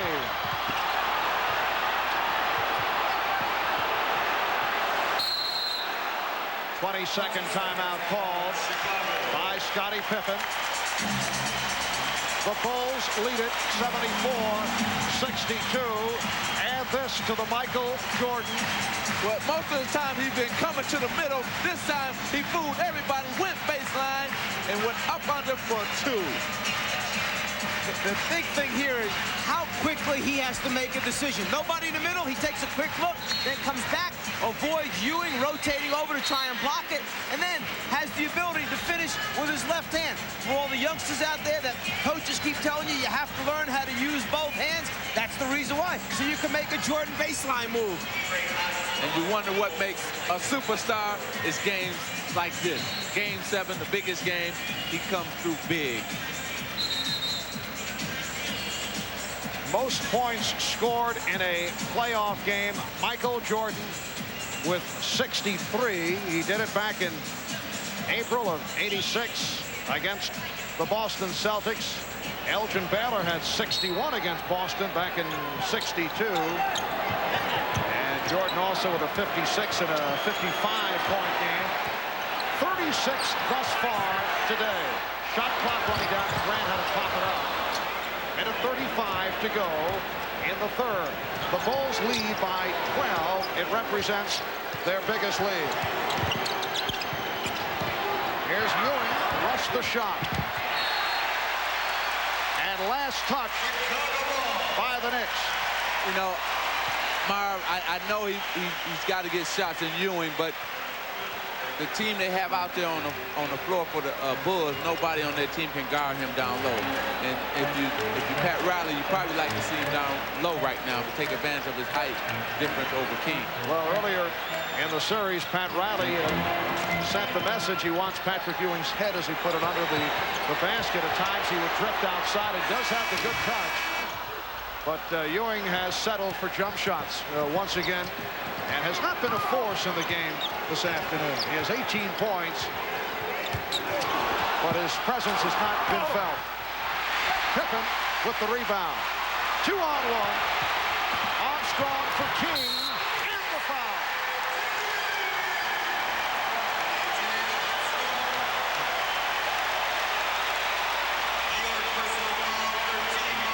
Well, when they get numbers and get out on the fast break, they have the ability to see, pass, convert, and King, who has been sick, has missed practices, not able to play in the last couple of games, back today, and he's happy about it for sure.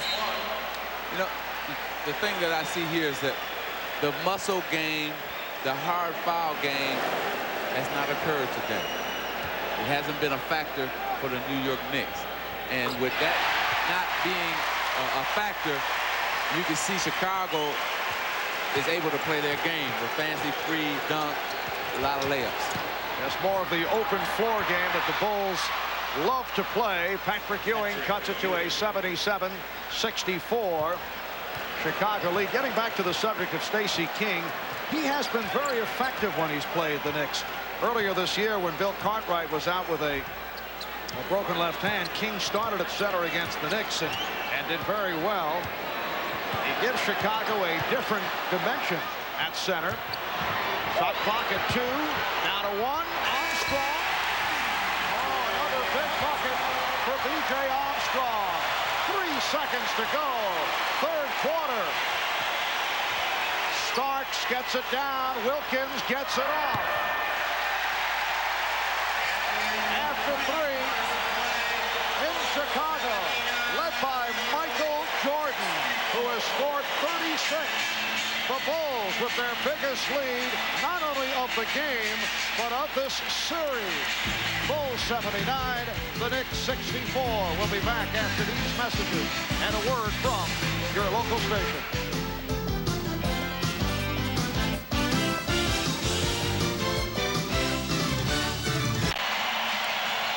Well, earlier today, as seen on NBC, the Cleveland Cavaliers defeated the Boston Celtics 122-104, led by Brad Daugherty at 27 points, 9 rebounds. So they win that game, a series in 7. And they'll face the winner between the Knicks and Chicago in the NBA draft lottery earlier today. Orlando won the #1 selection, followed by Charlotte, Minnesota, and then Dallas and Denver, and so on. But Pat Williams and Orlando just delighted as they came up with the #1 selection in the lottery. It is a 15-point Chicago lead as we open up in this fourth quarter. Foul committed by John Starks, his 4th. Let's go to Ahmad. All right, Marv, just some comments from Shaquille O'Neal. He watched the draft lottery with his agent in Brentwood. He was calm throughout the whole thing, and when the announcement came, he had a smile because his former LSU teammate Stanley Roberts plays there. He's relieved that it's over, and he was flattered by the comments made by Pat Williams of the Magic, and he views the organization as a classy one. Marv? All right, Ahmad. Yes, I would think he does view it as a very classy organization with a very nice contract to follow. Here's Jordan. He's stopped. He thought he was fouled. Knicks on a rare fast break, but the Bulls got back. Here's Ewing over King. Yes. Marv, that's what I was talking about. You got to go to that matchup right now for New York. If they're going to get back in this game, Patrick Ewing is going to be the man who's going to lead them back. And the other thing, Matt, in the third quarter, when you talk about points in the paint down low, Chicago 14, New York only 6. And the Knicks with only 13 points in the third quarter. They were outscored 23-13. Oakley called for his second foul. Chicago ended the third quarter outscoring the Knicks by the margin of 19-7. And Chicago ending the third quarter with 79 points, their highest previous total at the end of 3 quarters twice. They've had 71 in this series against New York. So being 8 up on that, it looked like Chicago was playing its style and more up-tempo game. Not to get off the basketball game here, though, I wonder how Shaquille going to feel when he asked for the $5 million. Is he going to still feel that Orlando is a classy organization? I mean, when they say no? Yeah. Oh, I see. Bulls 81 and the Knicks 66. The new arena is under construction to increase the seating capacity to be able to pay that. Knicks in a 3-guard alignment. Ewing bottled up. The defensive job of Horace Grant, very much a major part of the success story for the Bulls here this afternoon. And now a foul called on the Bulls. You know, what happens is right here, Horace Grant went up to block the shot. Ewing went to pass it, and he knocked it away from him. You know, some guys' games are measured by points or stats. Horace Grant game cannot be measured by stats or points. And there's one guy I know who's particularly happy with the performance. That's Johnny Bach, assistant coach with Chicago, who was in the hospital, just had an angioplasty done a couple days ago, feeling better. I spoke with him last night, and Grant is his personal, that's his guy. That's his warrior, he calls him. He's taking him under his wing and pays extra special attention to him. Yes, Johnny Bach and Horace Grant have had a very close relationship over the years.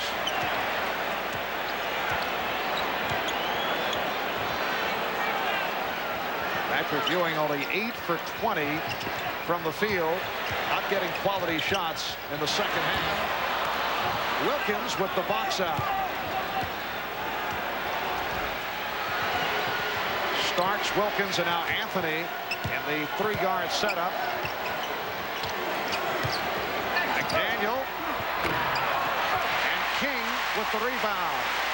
King, a good job of boxing out on the defensive board. Ewing had no chance at all of getting to it, so he just had to turn, run back down the other end.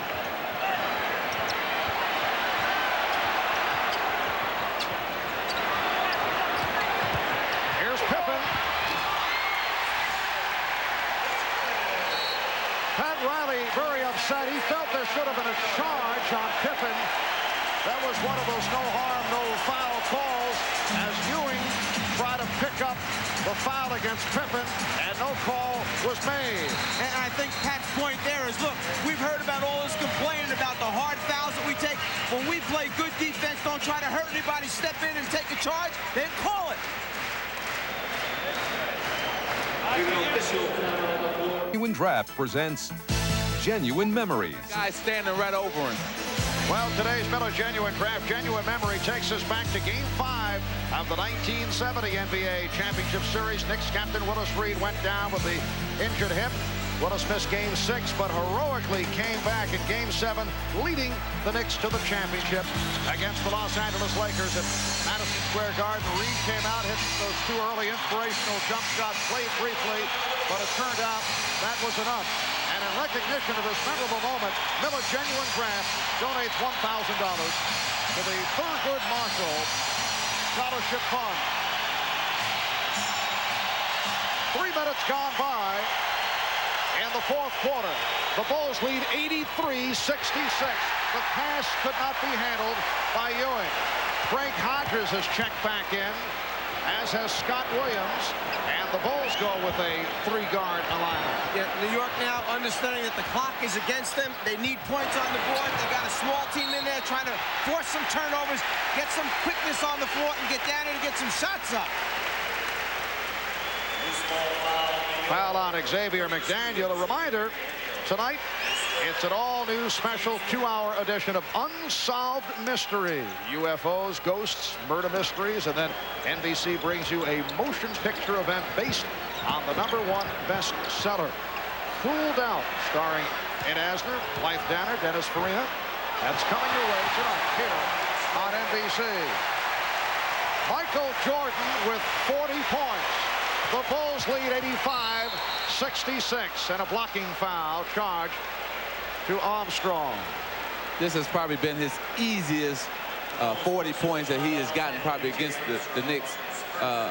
His shots have come in different ways, drive, but most of them have come in posting up, turning in the lane, and beating his man. So Michael Jordan is really on top of his game, and I thought he would be. Oh, what a shot by John Starks. Off balance, able to hit. Starks with 13. Bulls lead 85-68. Has all the talk about Starks, where he should have been ejected for the foul against Pippen in the last game, has that taken the edge off of New York's defense? Have they not delivered some of the blows that they did in the first 6 games? I think all the talk in the paper, you know, everybody now coming here to Chicago saying that it's football, it's this and that. And I think they came out maybe thinking, well, we better not get into that type of game. But see, that was the wrong attitude, because you played a game that has got you this far. And today they didn't play that type of game, because Michael has had, what, 6 or 7 layups today. This game has seen only one rough moment. Foul given by Wilkins off that spin by Jordan.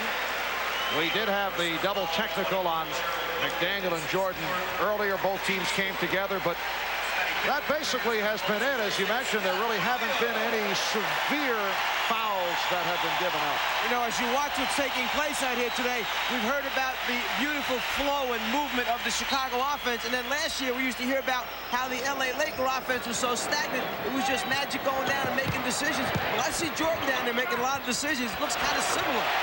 Bill Cartwright extending to an 87-68 lead. 7:20 remaining in the 4th quarter. Wilkins, and the foul, a hold on Jordan, who does not like the call. Well, he felt that Ewing grabbed him instead of like the referee thought that he grabbed Ewing. Here it is right here. See, Ewing grabbed Michael in the back of the jersey and said, get out of here. You don't belong down here with the big men. And let's remember, Michael does have 1 technical on him already. The next one, he's in the locker room early. I don't think today. You think they maybe remember that, right? Oh, Armstrong and Starks want to go at each other. B.J. Armstrong pointing in the direction of John Starks. That's number 5 on Starks. Now, here's how this developed. Let's take a look. B.J. trying to take away the path under the basket, so Starks changes direction and throws B.J. down to the floor. But you know what? Everybody wants to pick on B.J. He looks like he's 12 years old out there on the floor. I asked Scottie Pippen before the game, would he attempt to deal a payback to Starks for that flagrant foul the other day. Hopkins with a 2-pointer, and the Bulls just rolling it up. Well, Pippen said he would not get involved early, but if it's a blowout, he said he might be looking for Starks. 6:48 remaining in the 4th.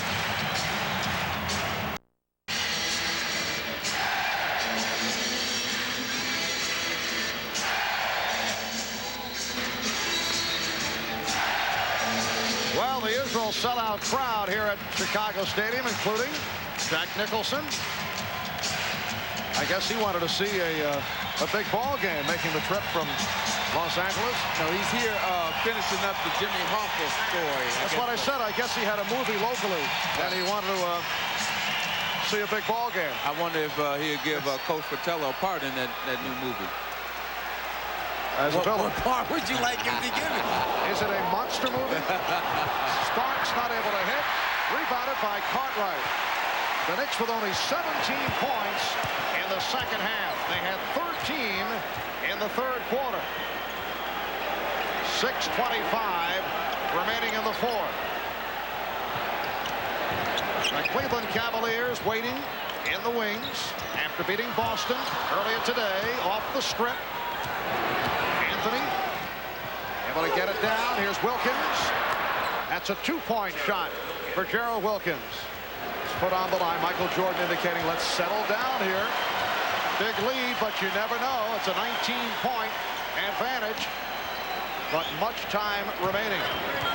Backdoor pass for Grant. Well, this time it worked. Well, you still have to be on the attack mode. That's what Michael was saying. Let's slow it down, but we still got to attack. You know, I think the Chicago Bulls want to blow them out to just prove a point to the New York Knicks. And also perhaps to the rest of the NBA looking on and seeing that the Bulls could be vulnerable after they have been extended to 7 games by the Knicks. I think that teams feel a little better now, like Cleveland. I feel better playing against them now. But, you know, Cleveland don't have the personnel to play the same type of game as the New York, but they have better offensive players. Armstrong off the break.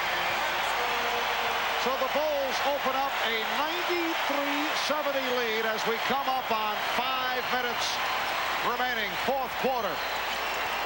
It's got to be one of the worst feelings when you know it's bad and it's getting worse and there's not a whole lot you can do about it. Foul committed by Jordan. And Mark Jackson returns, replacing Greg Anthony. Well, how many times in this series have you seen the Chicago Bulls run out this easy and not be contested on layups, and not too often? Well, the biggest game, the most important game, it just hasn't happened for the Knicks in terms of fouls and what the Knicks did to the Bulls have done to the Knicks today. Team defense, they've rebounded the ball, and they gotten some easy layups because of those two factors. And Michael Jordan came out asserting himself. The Bulls shooting just under 59% for the game. The crowd bidding the Knicks goodbye with 4:55 remaining in the fourth quarter. And the foul called on the Knicks. It's called on Ewing. That is his 5th.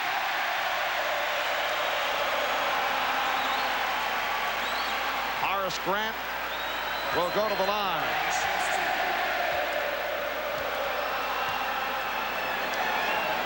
Horace Grant in his 5th season out of Clemson, usually among the leaders in shooting percentage, and has come up with a very strong performance. See the Band-Aid, that is the result of one of many Knick blows that were dealt during the course of this series. Well, at 4 different times during this 7-game series, the game has had to been stopped by the officials because one of the Bulls players, and it's been 4 different ones, have been cut, an open wound. They had to stop the game. Starks from downtown, and Armstrong gets to it. 4.5 remaining in this fourth quarter. Knicks shooting only 38% this afternoon. Pippen hacked by Wilkins.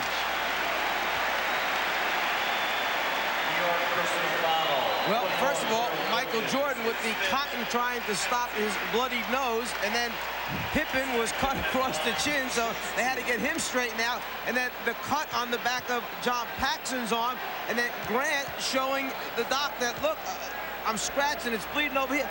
I mean, Chip Schaefer could come away with the big trophy at the end of this series for the most valuable person.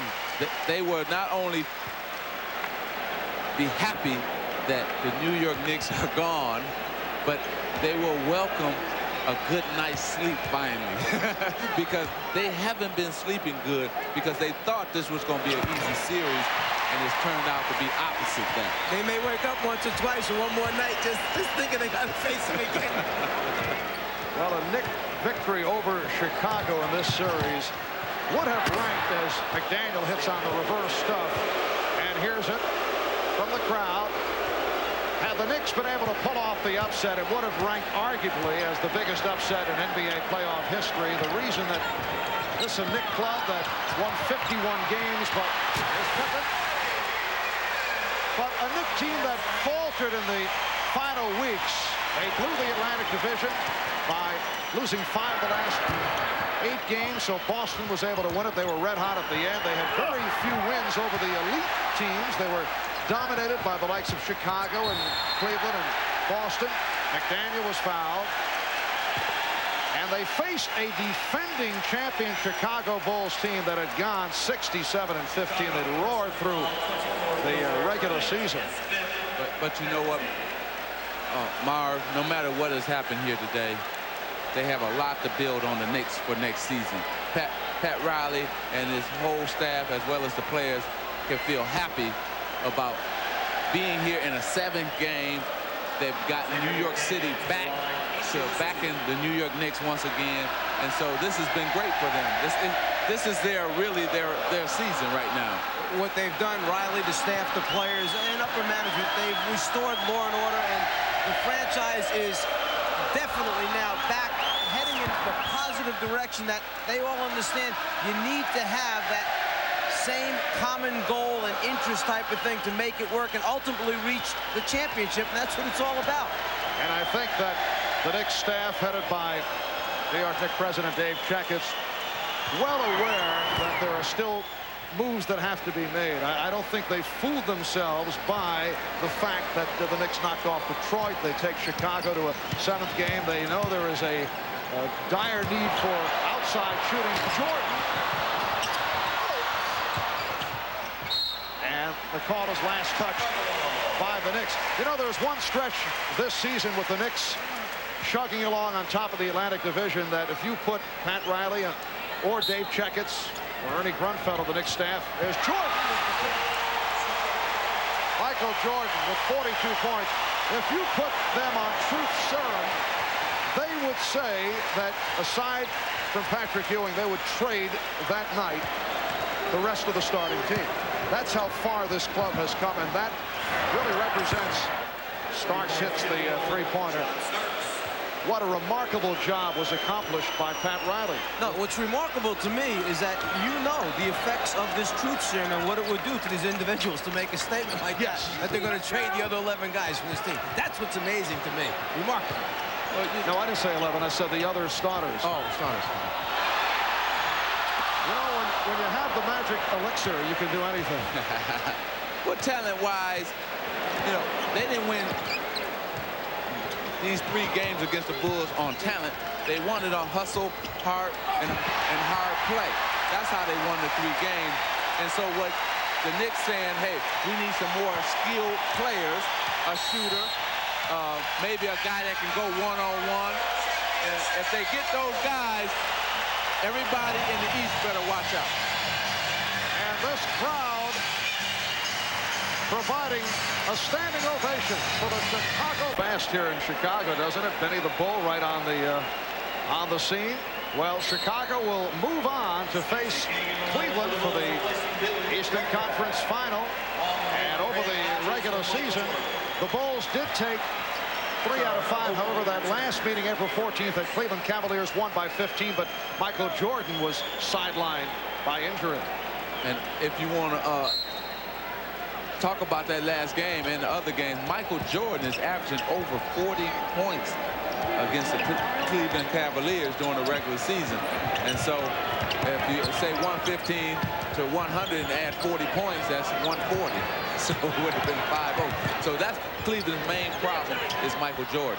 Here's Grant. Shot clock running down. It's a one count, 24-second violation. I guess Michael doesn't look worn down. That was the feeling coming into today's game, but he has erupted, as has Scottie Pippen, who has come up with a triple-double, 17 points, 11 rebounds, and 10 assists.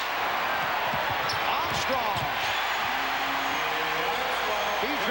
Armstrong has been a major factor. Michael Jordan sitting it out the rest of the way, finishes with 42 points on 15 of 29 from the floor. So the Bulls blowing out the Knicks to win game number 7. We're down to 1:28 remaining in the fourth quarter. A reminder tonight, right here on NBC, it's All Real Mystery Night. First, a special new 2-hour edition of Unsolved Mysteries, and then a world premiere event rolled out based on the true story of a shocking family murder. The book, the current #1 bestseller. That's tonight, right here on NBC. Crowd applauding the efforts of Horace Grant. 14 points, 6 rebounds, 4 block shots. My question right now is, Jordan's out, Grant's out. With Pippen's ankle the way it is, I don't take a chance right now. Pippen's on the bench. This game is over. Long way to go yet for another championship. Get him out of the game before something happens that shouldn't happen. This is still a bitter rivalry, and if he goes to the basket or something, they're going to still slam him to the ground. I'm with you on that one, because you remember, you got one day in between the game. Tuesday comes in 2 days, so get him on the bench, and the game is over, and you had a good night.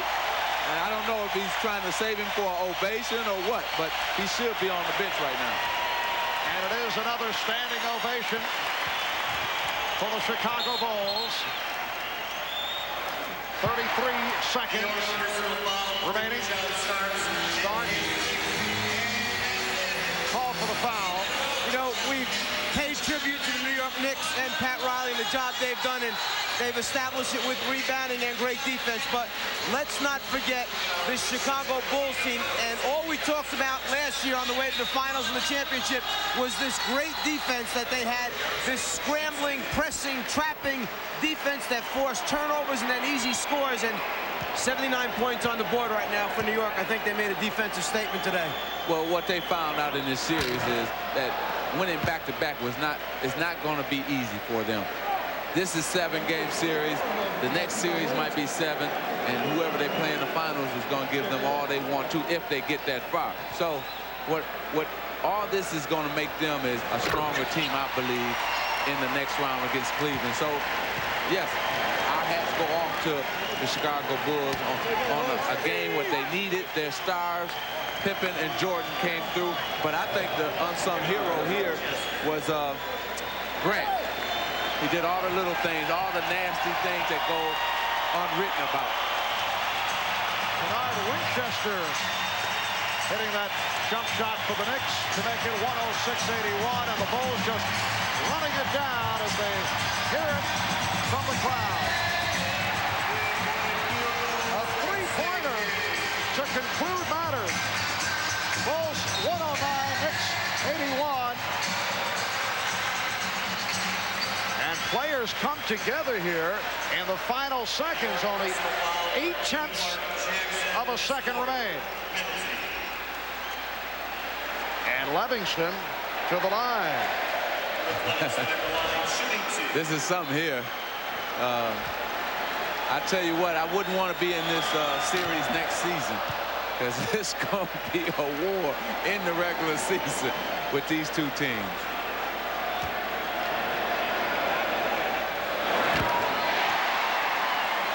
You know, I wonder if Oakley and Jordan going to be as close as friends in the summertime after this series.